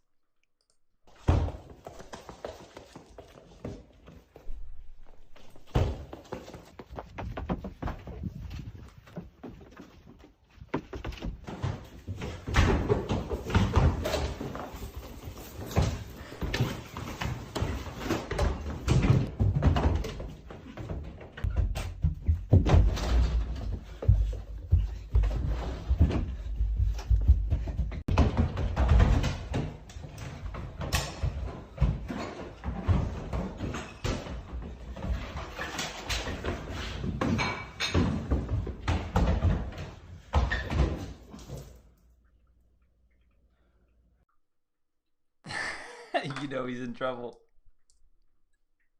You teach me and I'll teach you. Beta on. Gotta catch 'em all. Beta on. Gotta catch 'em all. I love it. They make this easier for me because I try to relate to men, and I get it. It's, what do you call it?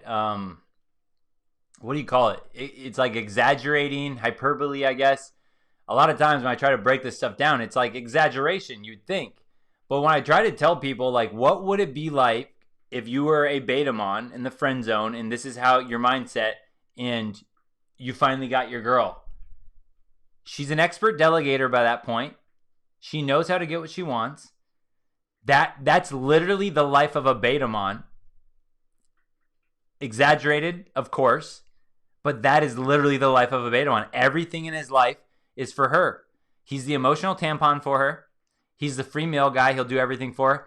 He's also the prospect, like we see here. She ended up, marrying this guy or whatever for this skit. That is life for the betamon. If guys don't wake up, that's what women want. See, okay, this is why it's so tricky. What do women want? How do I say this? What do women want is a whole, not the betamon. Not attractive. They're not attracted to the betamon. That's not what gets them going.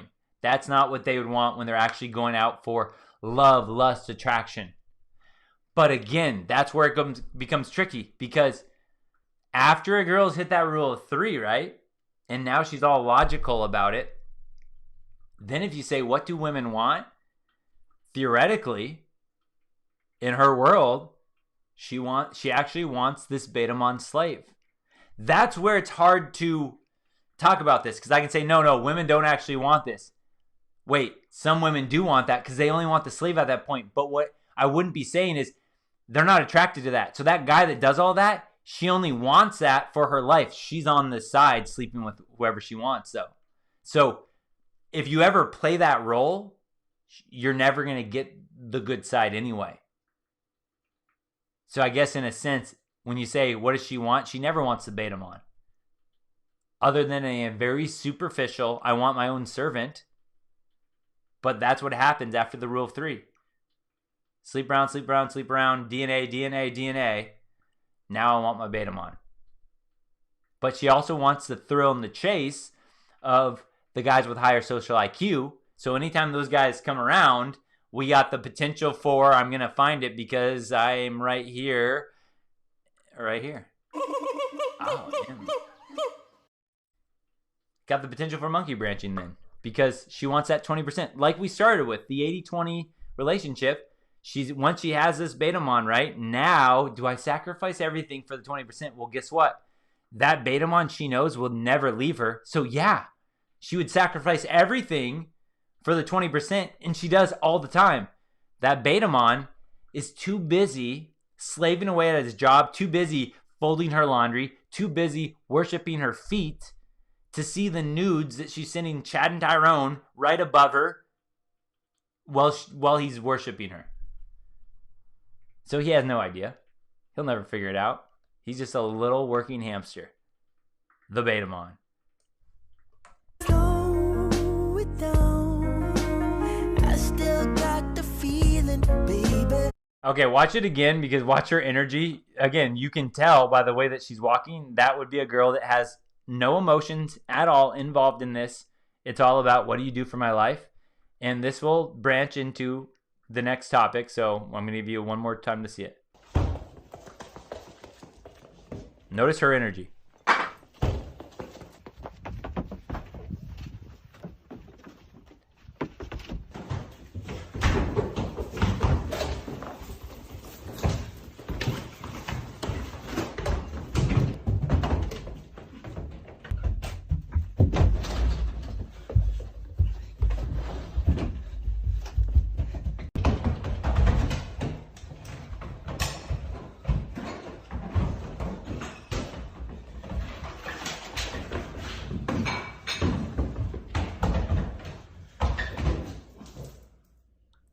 He's screwed after that. Look at this. Barry McCockiner. Oh, that's good. All right. Barry says, remember, a mere mortal woman turns Superman into a Betamon. And that's the thing. Again, it's kind of a blessing, guys, because when you take this at face value and you really think about it, it's like the only weakness other than kryptonite Superman would have was a woman. Guys, this would be so hard because of our natural attraction to women. This would be so hard to red pill people if women still acted like women. If women still acted feminine. If women still acted sweet, supportive. If they were still inspiring to men. It would be so much harder.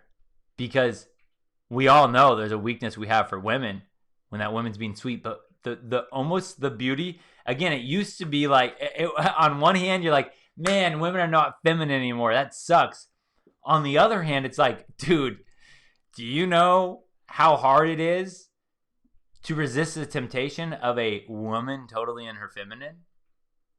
It's so dang hard. That's where Cleopatra in the old days, that's where women could literally rule a kingdom in a smart way, because she knew how to get what she wanted through her feminine energy. And men, the strongest men you know, the most alpha men you know, have a soft spot, a sweet spot for that sweet, supportive woman. Luckily, on one hand, right? Luckily, women don't even know how to access that anymore. Because imagine if women knew how to turn that on and off as well as they knew how to yap like they do today. Like, imagine if they actually knew how to use that. They could get a lot more than what they're getting right now. They could get way more. If a woman was smart about it, they don't know, though. They've disconnected.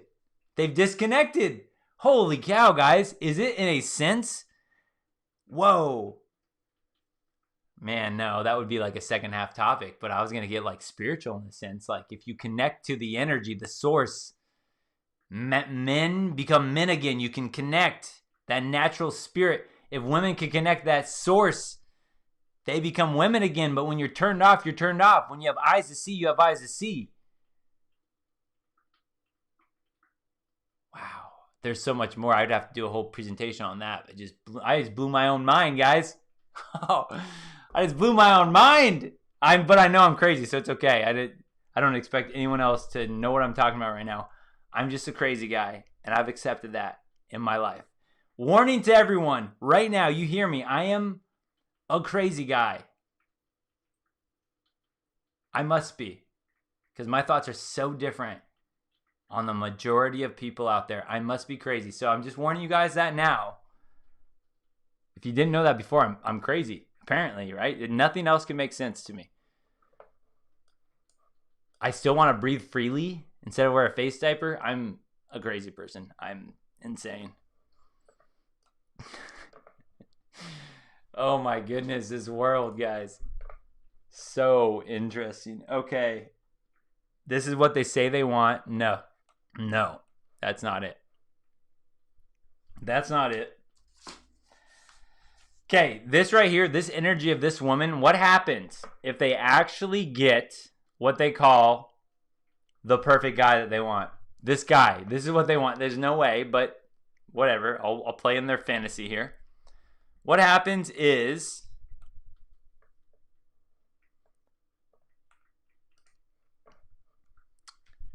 it doesn't matter because at this point, right? They're on the 80-20 rule. They have no connection to their feminine anymore. So this was another female dating strategies post. In fact, this one will show you. Oh yeah, 1.6 thousand upvotes. Pretty wild. 1.6 thousand women at least upvoted that. If people downvoted that, there'd be more, obviously. So I can't imagine. That's what they say. So this is the meme. Ladies, F all that fake moaning stuff. If the D is bad, pull him close and start booing in his ear. Can you imagine, guys? Can you imagine going to Pound Town and you got this woman with you and all of a sudden you're just giving it your all. You're just, oh man, oh, this is so great. This is so great. And you get one of these.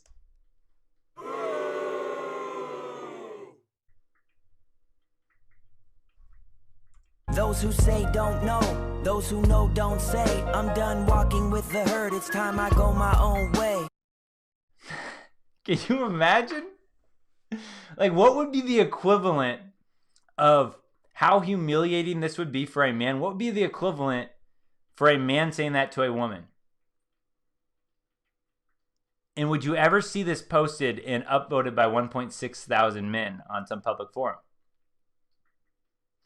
This right here, guys, is what happens when they've hit the rule of 3. It's all rational at this point. At that point now,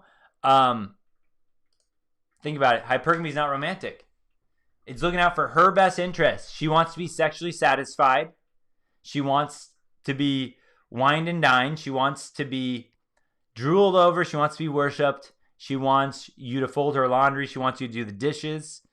And you know, you better do that because hypergamy isn't romantic. After that stage, right? This right here, you would never hear of two feminine women ever speaking anything like this ever. Because they know is their superpower is feminine women.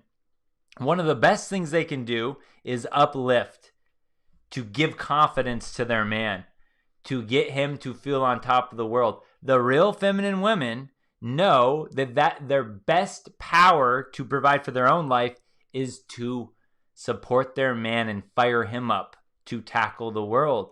Real feminine women would never be caught dead even thinking a thought like this. Yet these women have none of that left. The rule of 3. It's all rational now. It's all, what can you do for my life? If it's bad, literally go in his ear and boo him.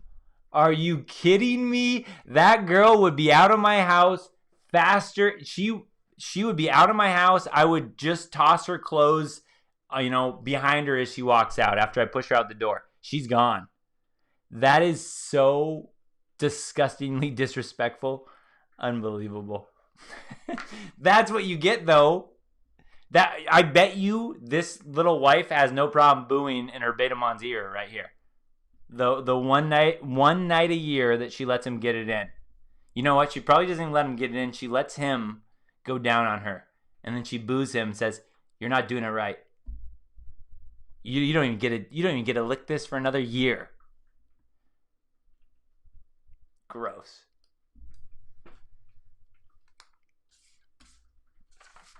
All right.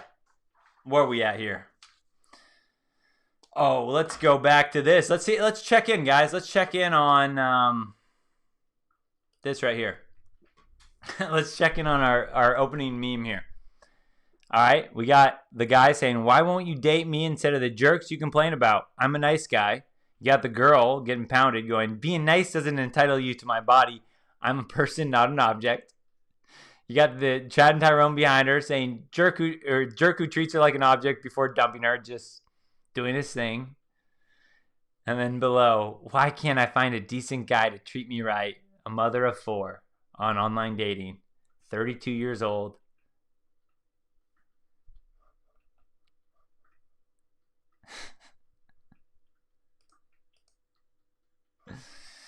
Oh, goodness.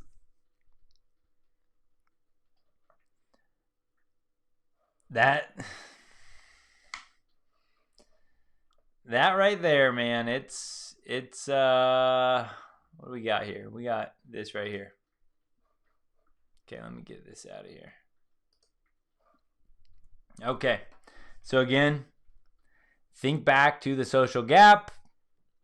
When a woman looks at social skills wise and she believes that she can get over on this guy, she has this guy beat on these social skills. Again, you guys have to understand, it doesn't matter what else you bring to the table at that point. It might keep you in the game. Oh, I like that he has money. But as far as her respect for you, if she believes she has you on the social gap, then she believes she has your balls.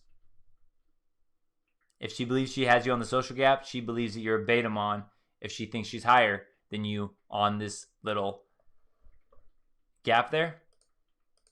Again, stud man controls all.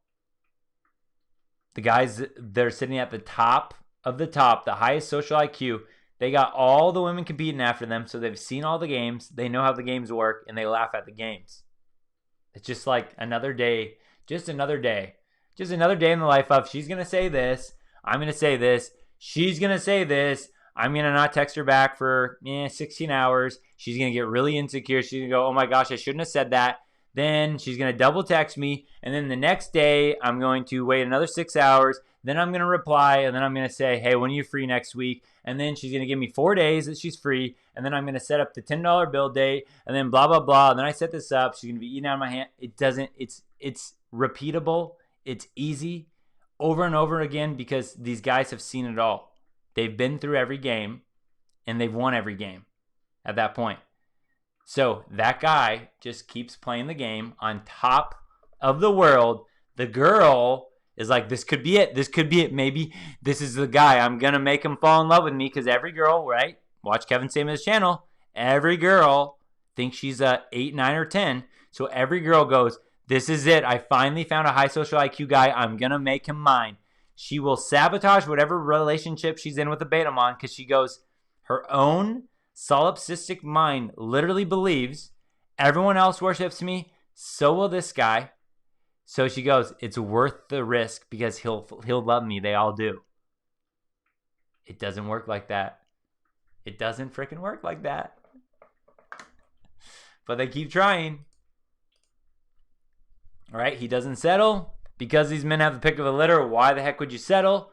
So it always becomes an unfulfillable dream. We know how this ends. The broken heart cycle. Tradcon Tommy. Angry. Men are the problem. Because most women compete tirelessly for the same few men that have higher social IQ. These men will give these women false hope and end up creating jaded alpha widows. It's over and over again. Over and over again. In 10 years, watch this presentation again. It'll still happen over and over again. This is tested through time. Oh. She won't be satisfied until she gets one of the unobtainables, and that guy won't want to commit to her because she has a masculine, gross attitude, and then all men are bad, all men are dogs. Predictable. All right, where are we at next? We're at, I think we're at another, okay, so this is, okay, we're getting somewhere. I'm texting my buddy back real quick. He wants, I don't think I'm,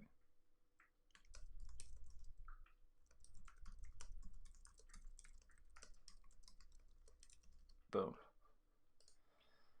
All right. What am I looking for? I'm looking for 8A.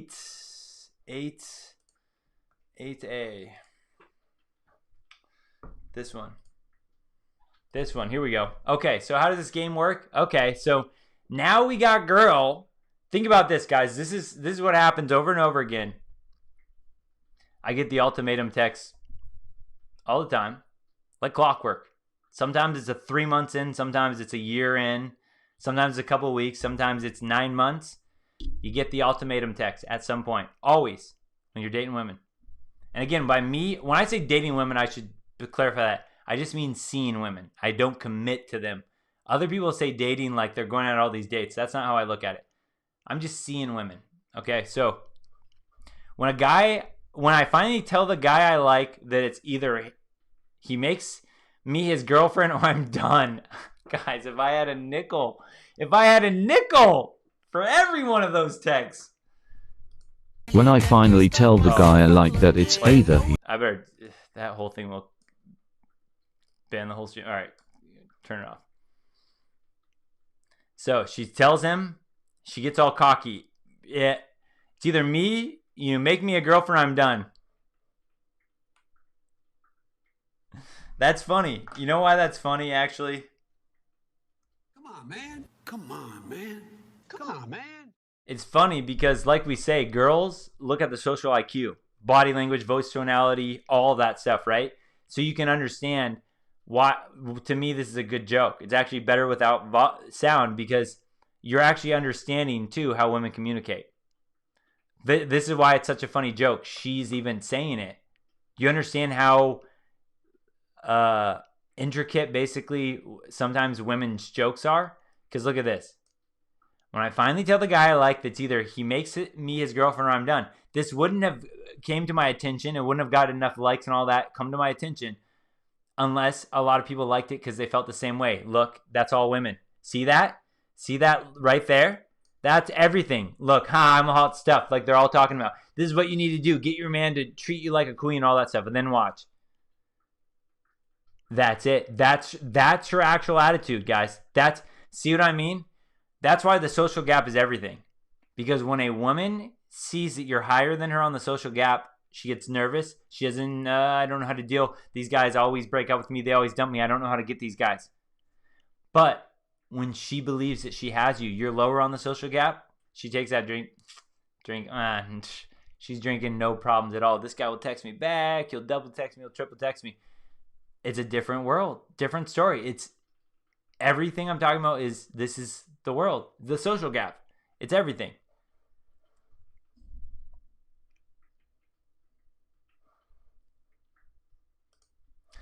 All right, so guys, this is where oh, there's so much to talk about with all of human nature and all this stuff. But case study, think about the average woman on Tinder. All right, getting a match or a like on dating apps and social media becomes a false sense of reality. She thinks she's hotter than she is. It creates a lot of entitlement and ego for many women dating today. I've showed you guys this video a different time where this very average or less than average girl has all these, hot matches that from 50 different states. That just shows you the average woman on Tinder and how the matches she got. Those guys, none of them would commit to her. They'd all maybe send her to Pound Town if she was really desperate and did all the work. But her ego believes that she can attain them. So, her confidence, though, she questions it. The thought woman, the woman that gets around, the cock carousel woman, the woman, the pogo stick hopping, girl that jumps on pogo stick here. I'm going to sit on this one. Jumps over to the next town. I'm going to sit on this pogo stick and this pogo stick and just hops all the way around. They slowly realize that sexual experience and sloppy toppies, that was, a name that some girls are, they're so, man, but I give the best sloppy toppies. You don't understand. This guy would do anything. I give the best sloppy toppies. Oh, how do you know you give the best sloppy toppies? Well, this guy told me it. You know what? I tell guys to do when a girl is doing a sexual favor like that for you, when she's giving you head. A smart man teaches other men. He goes, praise that. Talk about how good she is. Man, I love when you do that. Man, I love when you surprise me with a blowjob out of nowhere. That's so hot. Man, I love when you do that. A smart man would praise what he likes.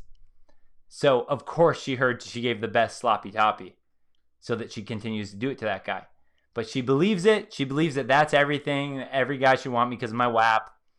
And deep down, though, there's this fake confidence she has. Because she starts to realize, wait a second, maybe just because I give a mediocre sloppy toppy, maybe it doesn't mean I'm all of that. Maybe. I don't get it because all these guys I like don't like me back. So she questions it, right? Her prime years, she was showered with praise literally just for existing. If she hasn't built up any valuable skills, she knows she doesn't actually deserve the praise. She knows she doesn't deserve all the bait I'm on, going, I would do anything for you. I would, slipping her into her DMs. At some level, she understands it's fake. It's not real. She can play it up all she wants in her head on social media, but on some level, she realizes it's fake because she can't get the guys that she actually wants. So, the curse of hypergamy and the wall team up.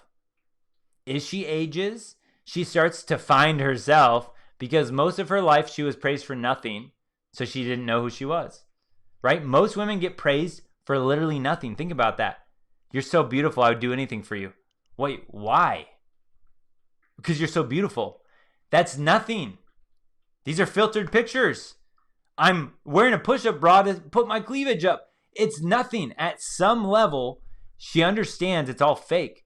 There was nothing there that she was praised for. If she didn't actually get praised for doing things.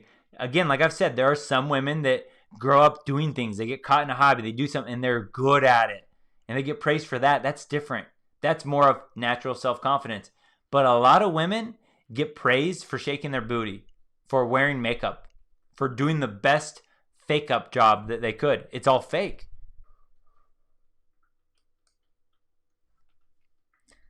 So the reason I say that is because that explains right here, boom, the fake confidence. They all have this inflated ego, but they know it doesn't work. They can't get the guys they want to commit. So they get scared like this. And guys, it's interesting for me because I went through a lot of different phases.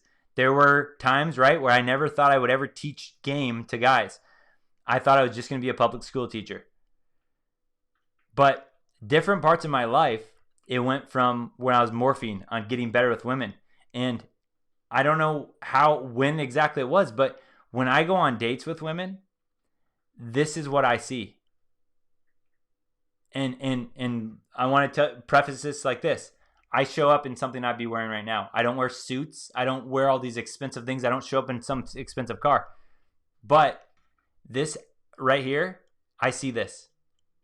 Woman gets super nervous. This is what I see on a date. This is what guys that are winning on the social IQ, they see this on dates to women. Most guys don't see this, but guys see this. They see the nervous because the girl says a couple things and she goes, most guys would be eating out of my palm by now. Oh, wait, this guy isn't? And then all of a sudden you see her like a deer in headlights. And she's like, oh no, he was supposed to go for that. And then the guys that know what's going on, they sit back, lick their chops, and they go, oh, I got her now. She's mine. Guys that understand the social game know this, just like women know when they sit on a date and they go, oh, this guy's mine. Guys that are ahead on the social skill, they know the same thing. So you see this type of attitude, and then She's a fish out of water, and she doesn't even know. It's like she blacks out sometimes. She's like, doesn't even know. I don't even know what I said. Did I say something stupid? That's how some women get. Most guys don't see her in that flustered state. You got to be ahead on the social gap to see that. But that's what you see. That's her fake and phony confidence. It shows through. But normally, no one breaks through that shell because most guys come in more scared than she is. So most guys come in scared, and then she's like, oh, I can see he's scared. And then she goes, I'm going to test him. You guys got to see the difference in the dynamics. We always talk about women testing men, but there's a difference because one person's testing, the other's getting tested. So when I say most guys get tested, that's legit because most of the time, right, if a girl shows up on a date, right, I'm showing up, I'm with a girl. If I'm super nervous and I don't know what to say and I'm in my head, the girl feels that, she picks up on that, and then that literally communicates to her that she's ahead on the social gap, and now she goes, oh, look at this guy's nervous. I'm going to test him. What do you do for work? Now she goes, I'm going to make him play into my game because I have him. You see how that works? But if she shows up on a date and that guy is less nervous than she is, all of a sudden that guy goes, oh, she's super nervous. I just saw how she shaked on that glass, even though she's trying to come off as confident. And the guy notices that, and the guy goes, oh, she's nervous. I have her. I'm going to test her all night. And I say, hey, are you fun? Are you a fun girl? What do you mean am I fun? Right? I'm doing my own test now. I'm testing her about, are you fun? Because I'm already thinking in the back of my head, later on, we're going to have some fun. And I'm going to be like, hey, all right, let's go back to my place and watch a Disney movie or whatever. I'm already planting in the seed. Are you a fun girl? Because I already know later on in the night, she's going to come over to my place. And I want her to be fun. And, oh, you know what? Do you like spur of the moment stuff? Or are you kind of boring? Are you kind of set in your ways? I already set that stuff up, guys. I'm just being honest with you.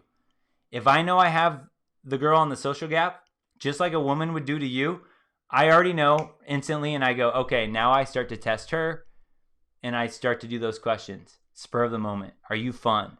What's that like? Are you easygoing? Oh, I love the effort. And I literally just test her for the rest of the night. But that's how it goes. People that know this, I'm not going to say just women, but men know this too. But again, in the real world, majority-wise, most women have the social gap on the men. So we always talk about passing a woman's test. But when you come in there and you're higher on the social gap, she works for yours. And you see this stuff like this. They're human, guys. Women fart. They bleed. They cry. They're human. But they have an inflated ego. You have to get past that inflated sense before you see that almost the human side of them, in a sense. All right, what am I at? The Gia 61, 62. I did that. Okay. All right, so they get super nervous. Here's something else you might see. After this is a right here. This is a lot of women today. She got her wisdom teeth taken out, so she's being very honest here. Listen to this. Right? After guys, here's my guess. Has she slept with 3 or more men? I'm already guessing yes. See if you can tell why. What? Sugar daddy? I do have a sugar daddy. Oh, who? Your daddy. I need a sugar daddy. You need a sugar daddy? I need a sugar daddy. I'm gonna find me one. You're gonna find you one. What you gonna do with him when you get him? I'm gonna keep him forever. I'm gonna love him. You're gonna love him? Uh-huh. As long as he's worked us out today. Hey, Mimi, you got a sugar daddy? Yeah, Grandpa's my sugar daddy. Oh, man, you guys can do so much better. Don't ever let him hear that tape.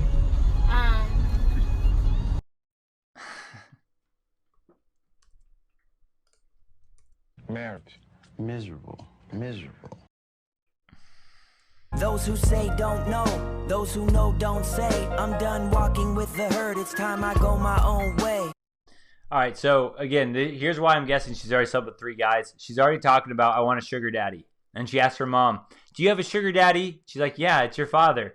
She asked her grams, do you have a sugar daddy? Well, it's your grandpa. And she's like, oh, you could do better. You could do better. This girl won't find her sugar daddy. Because the sugar daddy that mom had and grandma had was a legit relationship. But they weren't all these promiscuous women probably in those days to where they actually stuck with their man and all that. And now their husband became their sugar daddy. This woman, I don't think she'll ever get that chance. Because her mindset's already, I'm going to find a sugar daddy. That wasn't the mindset of the mom or the grandma when they found their man. Or it wasn't their outward expressed mindset.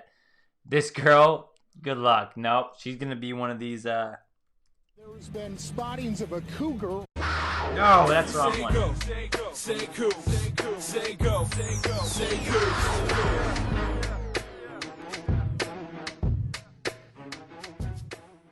I suppose that could work, actually. She might be a cougar someday. But, alright. Okay, so we've gone through this whole, you know, when they get this 80-20 mindset, they go through all of this. They go through the foster girlfriend. They go through the, you know, blah, blah, blah. I want the sugar daddy phase. I want all of that.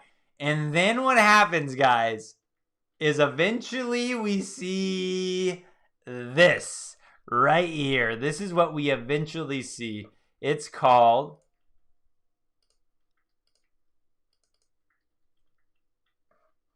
It's called the Hail Mary, the last shot. This is when they go, wait a second. Life hasn't worked out how I thought it was supposed to.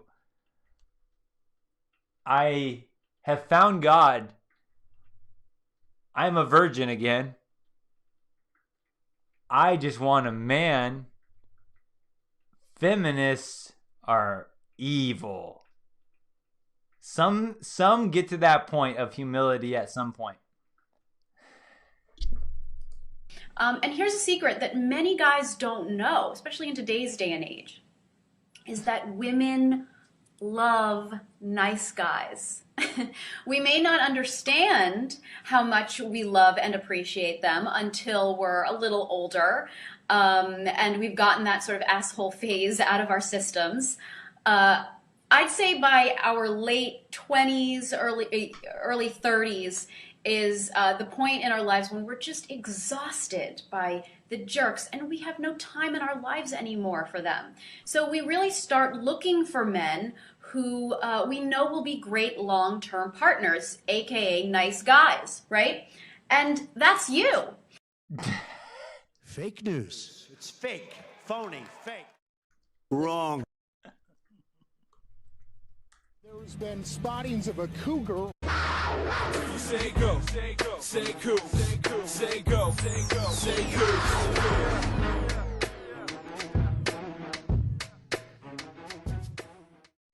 All right, I'll give her cougar status. I'll give her cougar status. I'd match with her on Tinder. I'd do very little effort, probably a 3 out of 10 on effort for the cougar status. But this is hey, nice guys. Hey, we want you. Nice guys. We finally figure it out, but we realize all along we want you. I'm gonna play it one more time. I gotta throw a laugh track in there now that I got this new. I just got the laugh track going like, I don't know, 24 minutes before I went live here, so I didn't have it in my notes, but I gotta throw a laugh track in on this. And here's a secret that many guys don't know, especially in today's day and age, is that women love nice guys. Wrong.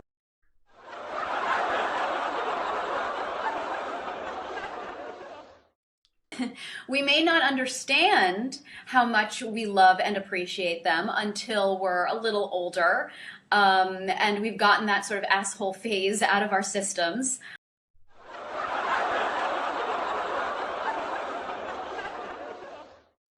I'd say by our late 20s, early 30s is the point in our lives when we're just exhausted by the jerks and we have no time in our lives anymore for them.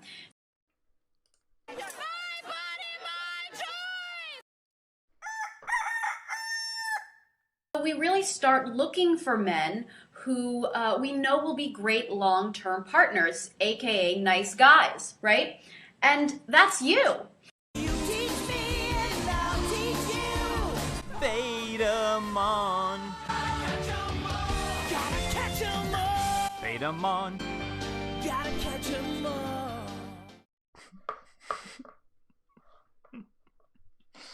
Stoic says wall smashers become dating coaches at a high rate. That's true. That's so true. Oh boy.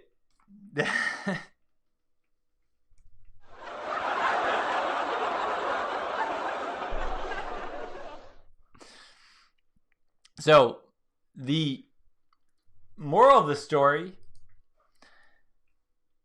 for the women is intimidated, don't be. Okay, women today are like bees. They are far more scared of you than you should be of them. However, if she smells fear, she will instinctively sting you. That's what I mean. When I say most guys don't see the nervous glass as she's drinking it or whatever, women are more scared of you than you are of them. If you walk around a beehive and you panic and you freak out and you get in a frenzy and you're all scared and you run away and those bees are chasing you, you're like, dang, bees are scary. But when you understand these bees are actually a little bit more scared of you than you're scared of them, well, it becomes different. However, like I said, if you show up on a date with a girl and she senses that you're more nervous, if she senses that you're trying harder than she is, instinctively she smells fear and she stings. She tests. That's her biological programming. But this really egoic attitude that a lot of women have because of all the matches they can get, you got to understand that's false, fake confidence. Fake news. It's fake, phony, fake. At a core degree. When you understand that and you don't get phased at all that stuff, you start to see it. You actually sense it on women. You see it on women. But again, most guys live in their heads and they get too scared and they're playing on her test and then they just get stung by the bee.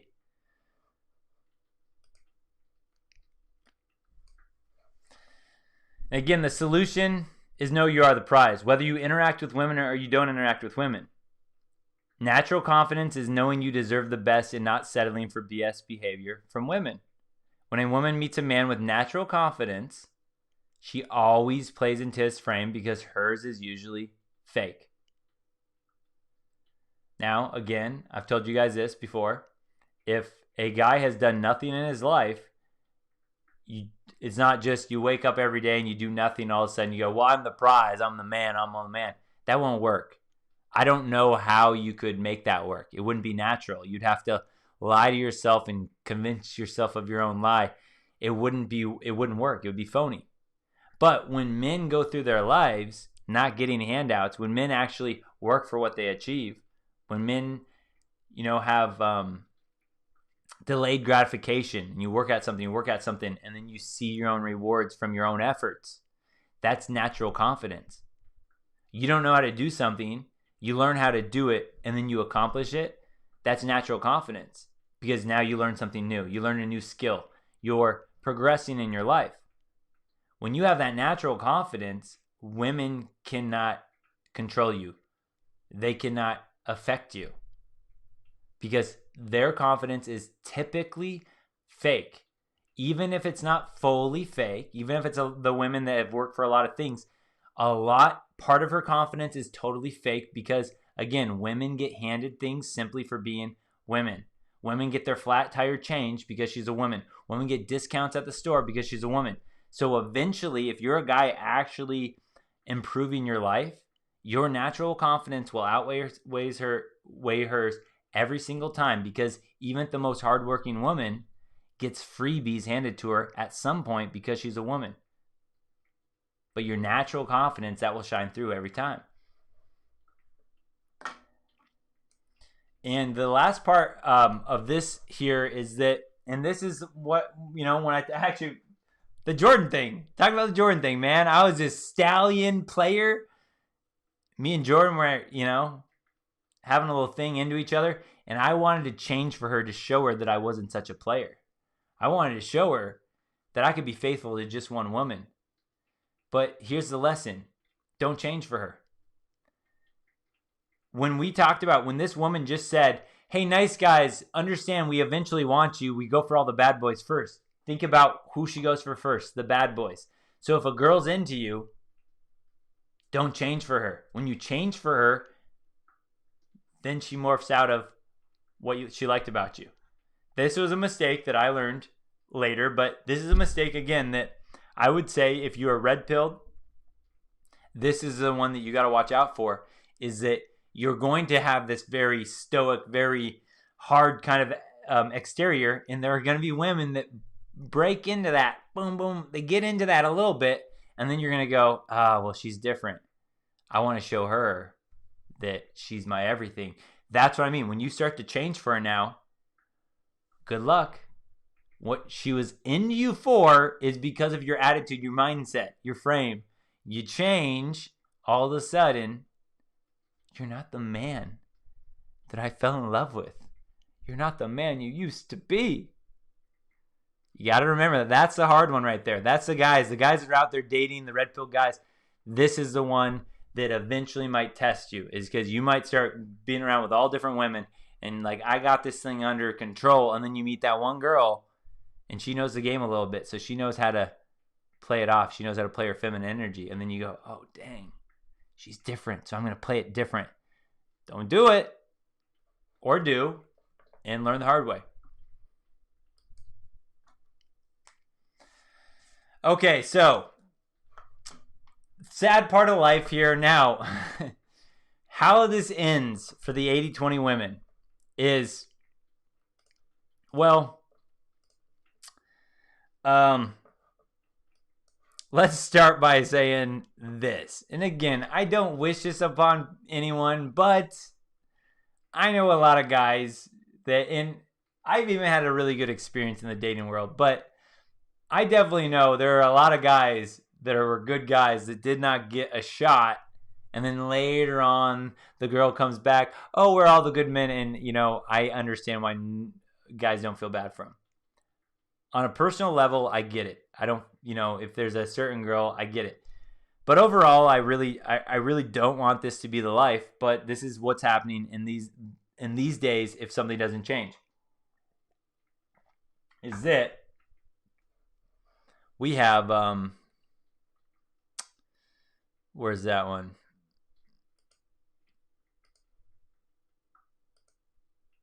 Oh, that wasn't it. Number A. Oh, okay. Here we go. Here, it's a video.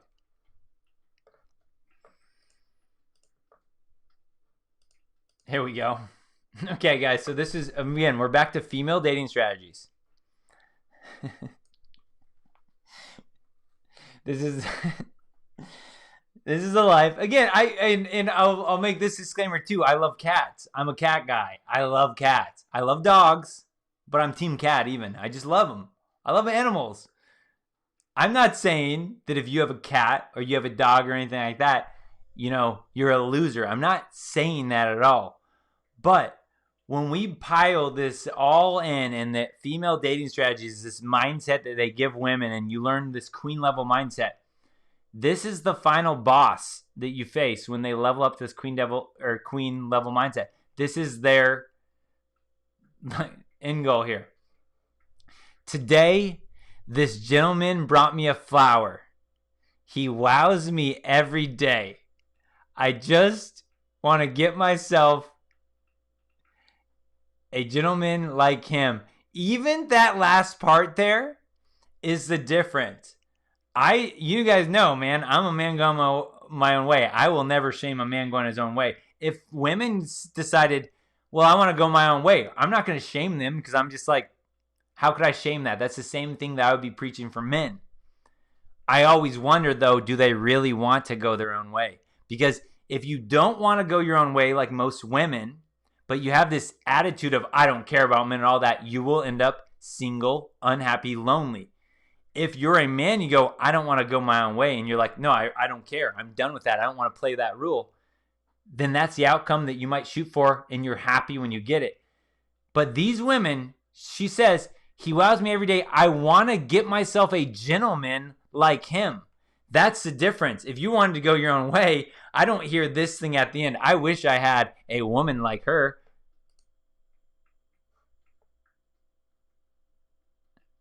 She has trained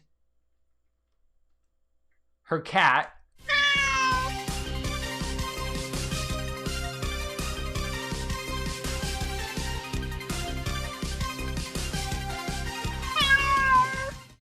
She's trained her cat to get her flowers.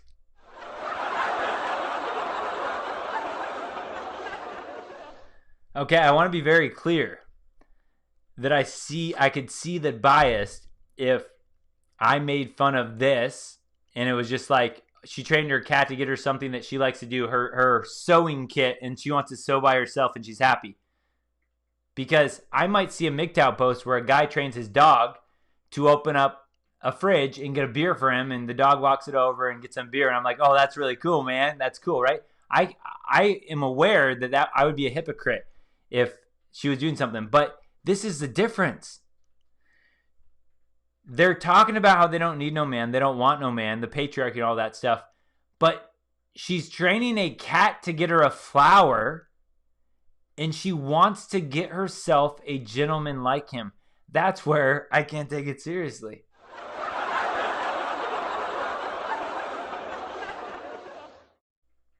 Slow it down. I still got the feeling, baby.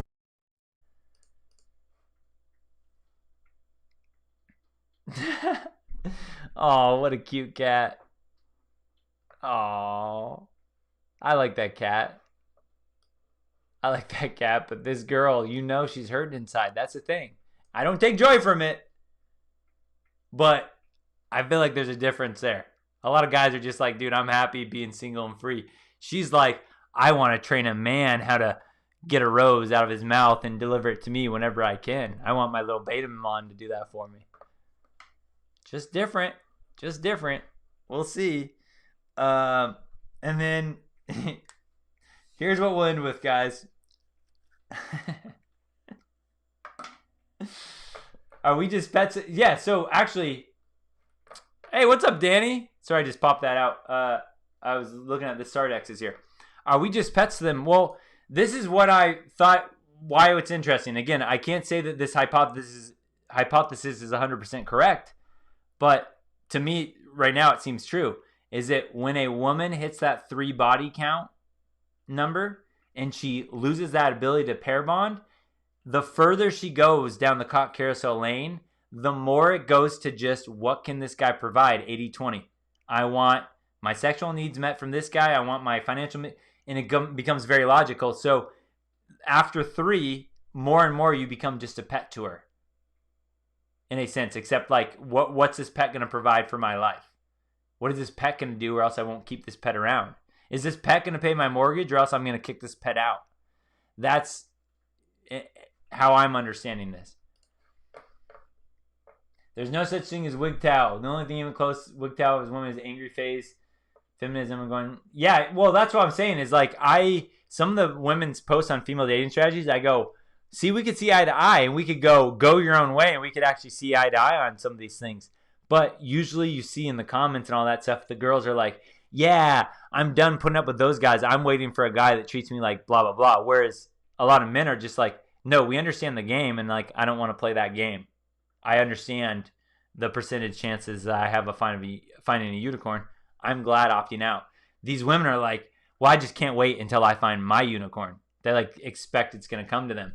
In my opinion, maybe I'm wrong. Maybe there's women going their own way that I don't know about, but all right, so we got that. Here's what we're gonna end with. Where are we at here? Oh, this is bad. This is bad. It's just a meme, but I got a little something here. Okay, so that's the cat one, guys. So again, can women go their own way? I can't say I'm sure. I don't know. I'm not a woman. I'm sure I would guess there are definitely some women that would prefer to go their own way. Some. I would think that that's definitely a rarity.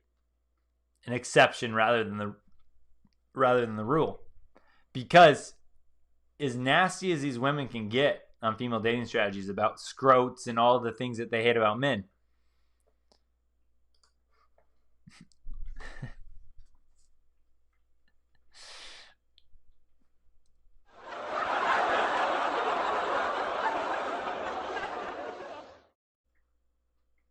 female dating strategies. 7 days ago, this is actually a recent post. I gotta compose myself.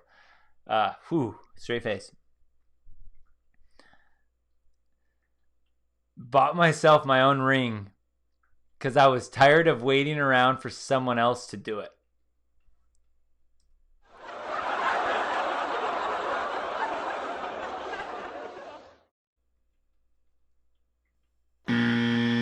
Wrong.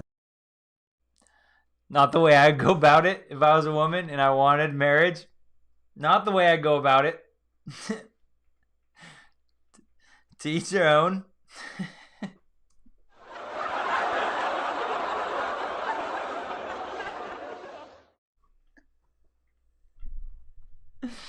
That's the thing. That's the thing. I have seen red pill MGTOW rings.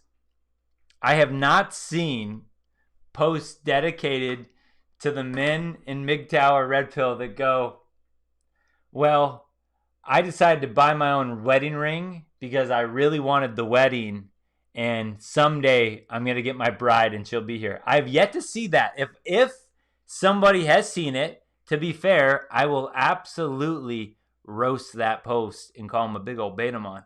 To be fair, no doubt. I've yet to seen it. So, to me, I see a difference.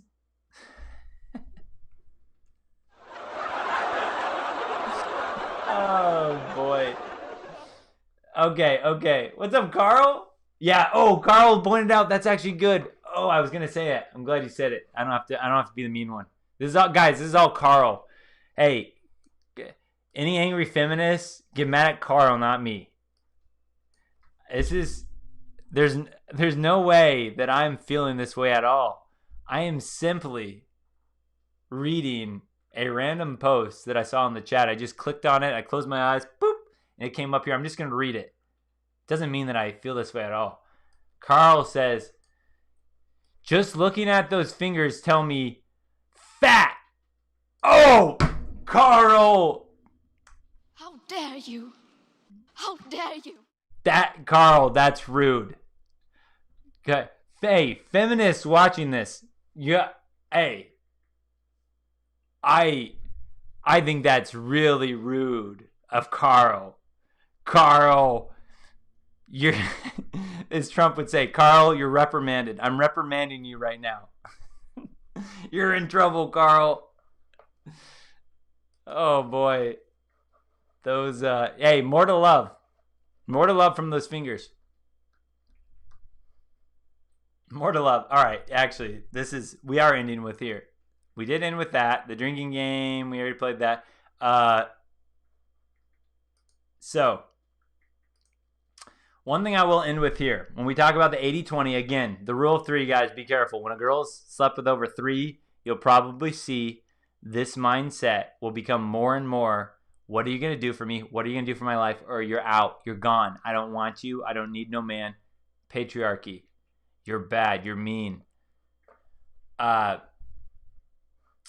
We have, by the way, shout out to Counselor. I think I'm going to use these next 3 memes are from Counselor. Other ones from Stavo Joseph. I don't know if I might have had some of these videos from Coach Greg Adams, so I'll shout him out as well on Instagram, Coach Greg Adams. But what am I looking for? Oh, yeah. This was Counselor. This was the game. The game. Maybe I'm old school, but my woman ain't paying one dang bill. Not rent, not mortgage, not a car note, not nails, hair, clothes, phone, or groceries. If you're taking care of home, cooking, and effing the out of me, life on me, period.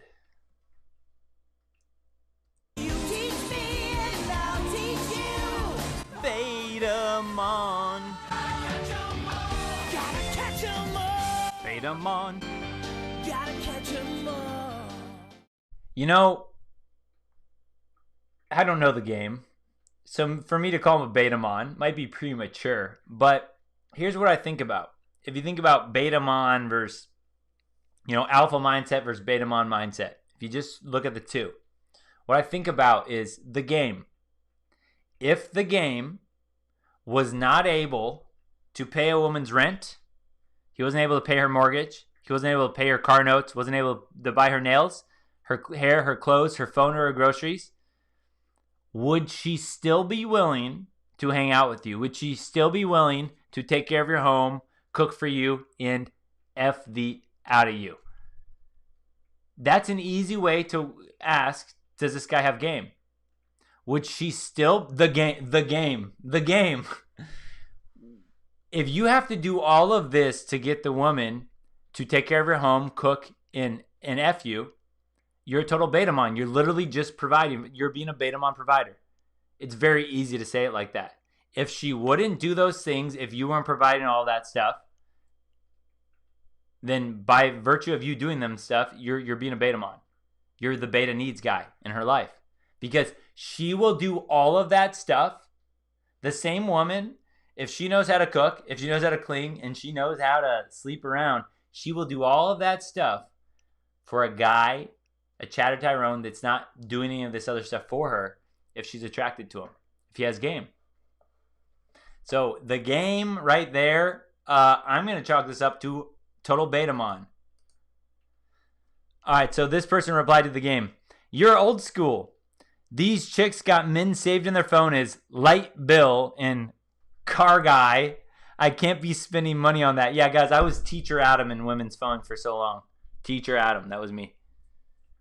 Yeah, you're in her phone is some description because of all the men she's got in her life. And we got another one here replying to the game. It says, old school like what? In the motherland I hunted, she gathered. In slavery, I worked the fields and she was picking cotton right alongside of me. In the civil rights movement, I worked the factory and she was a nurse. F is you talking about? If you a Captain Save-A-Ho, just say that. Exactly. That's the thing. Like, look at that. That's the thing. If you're going to do all of that just for her to what? Take care of the home, cook it, and F you, that was the deal. That was the deal for every guy back in the day. That was the deal of a man and a woman. You play the different roles.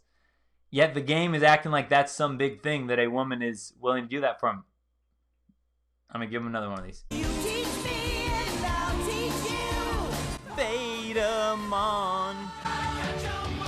Gotta catch 'em all. Bait 'em on. Gotta catch 'em all.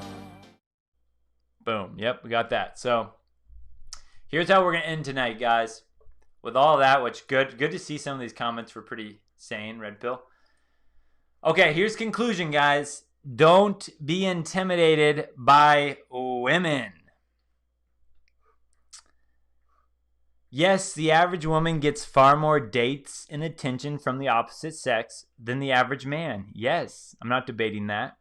But remember, real confidence is competence.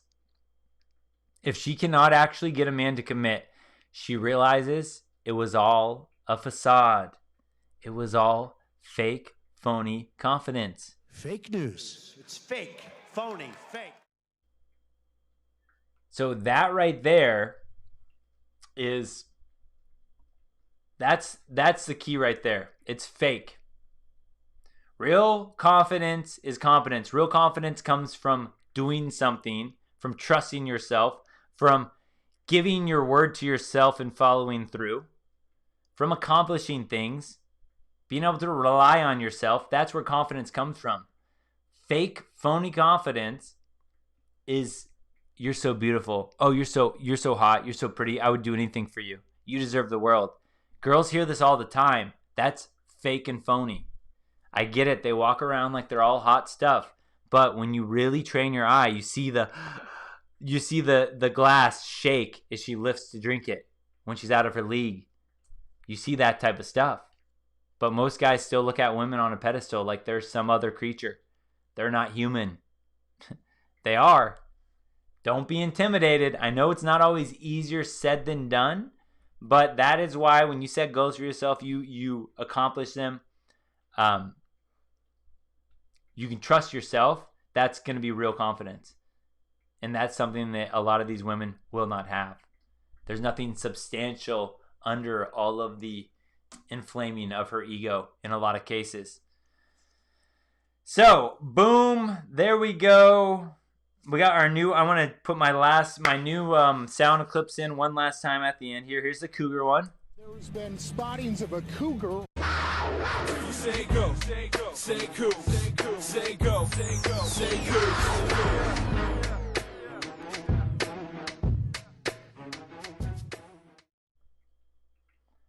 Yeah, Carl, I like this. So, I think you're right. Was at a bar with some friends and a group of women were hitting on us, and we largely just ignored them or challenged them on how they were the prize mentality.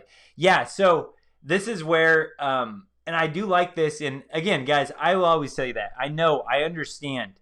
I'm a human being. I get it. I get there's a lot of headaches with women. So I understand the guys that don't want to deal with women. I totally understand that.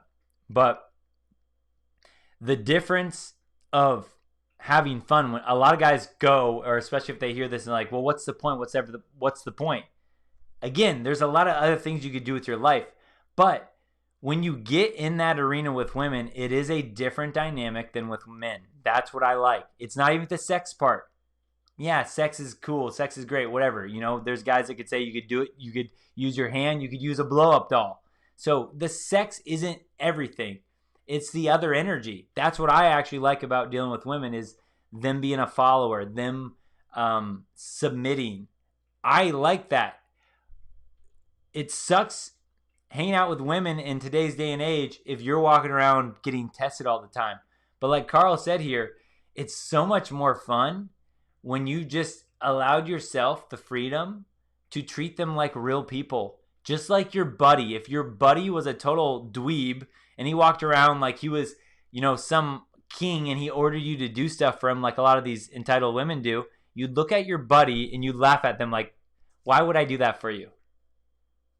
When you have that attitude and you treat women the same way as you would treat your buddy that you know doesn't deserve his arrogant attitude, it's a lot more fun.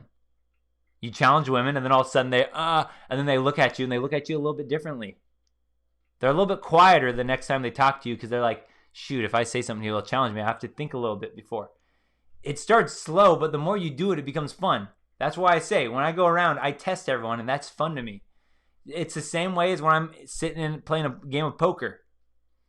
I play poker for the fun of testing people. I just love it. I love to just go, wait, you want me to fold right now? And I just love that. I don't even care about the cards. Sometimes, guys, when I'm playing poker, I pretend to look at my cards, and I don't even look at my cards. I'm just looking at the other people that I'm playing poker with. And I'm pretending to look at my cards. I'm watching the other people, and I don't care what my own cards are. And I play my cards based off of everyone else's reaction to their own cards. I don't care about my hand. I can bluff and win the hand. I don't care if I have a good hand or not. I'm going to read the table. And when you play poker that way, it's a lot more fun too. It's way more fun. Just like with women. When you're dealing with women and you, instead of going, how do I pass her test? You're like, how does she pass my test? This will be fun. I'm going to make her squirm a little bit. It's a different ballgame. That's fun. To me anyway. So anyway, guys, that is what we got for today. The 80-20 woman, be careful. You will see them out. The rule of three, probably quite a bit. And in fact, keep your eyes open. I'm curious if you guys will notice this now too, because like I said, it's not like some guaranteed hypothesis. It's just something I was thinking about, and it seems to ring true from what I've been looking at and kind of studying. So we got that. Dang. Of course, I gotta say this, man. My one had a very pretty face. I complimented her on that, but I told her if she lost some weight, she'd be even more so triggered. Yeah, Carl. See, that's good. Yeah. See that again. That's part of the fun of the game. When a girl has really, yeah. See, And so I love, Carl, one of my favorites, and again, in your situation, you did whatever you know, it could be all different. But what I always love to do, even when I give compliments to women, is I always try not to compliment on their looks. I try to compliment on something else, because then they're like, oh, that's a personality type I haven't had. But on the flip side too, well, this worked actually really well. You got her triggered, so you got her emotions engaged. But I like something like that too, like, oh yeah, no, you're really, like, I've said this one quite a bit to girls. If they're like good looking and it's like, you know, they say something, and I'm trying to think of a specific scenario, but it's that same energy. It's kind of like, oh no, yeah, you're cute. Like, we both know you're cute. I'm not going to lie about that. Like, you're cute. You're cute. It's just your attitude. I do something like that. So I change it from you're cute, because she knows that. That's legit. But then I put it on her attitude. You can do the weight thing too. I've just always personally stood away from the nagging on someone's body, because I don't like the psychology of what that would do to someone's psyche. But then again, all's fair in love and war these days. But I like to do something like that. It's a cute girl. It's like, I'm like, oh yeah, you're cute. We all know that you're cute, but you know, your attitude, something like that. And then it's like, well, what's that about? Because she knows she's cute. Well, I know I'm cute, but my attitude, well, it kind of feeds into her fake confidence. She knows that her attitude needs to be in check. She knows when guys put it into check. So those are fun ways to do it too. It's like, give her a little compliment, but throw something at her about her attitude and see if she changes her attitude. I say that a lot to women. A lot of women I meet right away, right? I test them. So I'll meet a woman, and I will very early on, at some point, doesn't matter what she talks to me about, I'll slip in something like, yeah, I'm really into agreeable women. Oh yeah, no, this one girl I really liked, and yeah, she's really submissive. I'm into that. I will slip little things like that into, just so she can go, oh, this guy likes non-combative women. And then you start to see women are non-combative around you. The more you actually, you know, the thing we can say that women are female chameleons, they're like, oh, they're female chameleons. It's like, that's what I like about them. I can mold the night into how I want it, because I can get this woman to be supportive and sweet. I just mold it. I just tell her like how I want, but I do it subtly. And a lot of women do this to men, but that's part of the fun. It's like, oh yeah, you're cute, but I don't know, you're a little kind of aggressive for me. I'm not into that. I kind of like more of the submissive women. And then she's like, what do you mean? I can be submissive. And then she tries to play into your role, and she's working for you. But yeah, it's fun, right? It's all fun. Or don't, or go drive motorcycles around and do something else. Like, there's a lot of cool things to do with life, but I like that. All right. Okay, guys. I want to show you guys one thing I did. All right. So my 60-day daily blog, guys. I'm glad I'm keeping up to date on this, because, yeah. Oh, that was from the last one. So no, my record is 60, guys. It's not even 11 anymore. Oh man, I got sidetracked again. I got it going again, and then I missed one day when I was up visiting my parents. No excuses. I just didn't get it done. But I'm up to, oh man, I'm at 4 now. I'm at 4 in a row. All right. So anyway, daily blog, guys. These daily blogs I like to tell you guys, because on YouTube, I usually don't expect YouTube to monetize my videos, but sometimes they do. And daily blogs, ad-free. On my website, I don't do any ads. So if you ever want to watch the videos with no ads, my website, textingprince.com/blog. I'm trying to do a daily blog post. I'm up to 4 now in a row. Working my way back up. This is not the right thing there. And then, yeah, so I'm at 4. Oh, yeah. I guess the last thing here is, could show a little. Boom. So I made it official. This is the Unplugged founders members, or founding member price is going to be for the rest of this month. Unplugged here. This is all of these live streams. When I take them, I edit them down to, I get rid of all the crap, but I also don't censor myself. And, all of them are ready for you inside Unplugged. We got what do we have? We have the community. You got a community group here. You can use the app. I think there's 14 now full-length videos in, and I keep adding them. I'll try to add probably 2 a month if I can. Anyway, that's at my website. It's now the April special. You guys can see that. We saw my daily blogs. I need to do better. I will. And other than that, what do I have here? No, move me back. I'm not trying to move me back. Move me back. I'm back. What else would I need to say? Anything else? I don't think anything else. Other than, if you're a VIP member, guys, VIP members from my website, VIP members get defense and offense. So anytime I put a new video inside of Unplugged, if you're a VIP member, that will be ready for you too. It will be inside VIP Vault Red Pill webinars. So if you're a VIP member, you don't need Unplugged ever. VIP members, I just filmed like a 35-minute text breakdown video from start to finish, online dating to texting a girl. 35 minutes. I'm going to edit it down way shorter, but that will be probably this weekend. I'll get around to editing that, and I'll put that in the VIP membership. So some of you guys are waiting for some new text examples. That'll be ready. But anyway, guys, I will be back apparently next week. I'm back. Texting Prince this is fun. They didn't kick me off or any stuff like that. Yeah, good stuff, guys. Shout out to everyone here joining up again, the Wednesday night bro sesh, and maybe we'll leave with this. I'll put my little this is my outro. This is for Unplugged, guys. My sponsor for today's video. Boom. You guys have seen this before. Wait. Why is this up?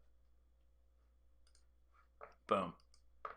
Hey, Adam here. To really get an understanding on female nature and the games that women play, join my new program, Unplugged for Men. It's a continuously growing collection of these full-length, ad-free, uncensored red pill presentations to help men unplug from the blue pill matrix and learn the truth about women, dating, and relationships. Plus, when you join, you get access to our Unplugged community for men. You can download the app. You can look at it on your phone, on your iPad, anything with internet access. So join now. See you inside.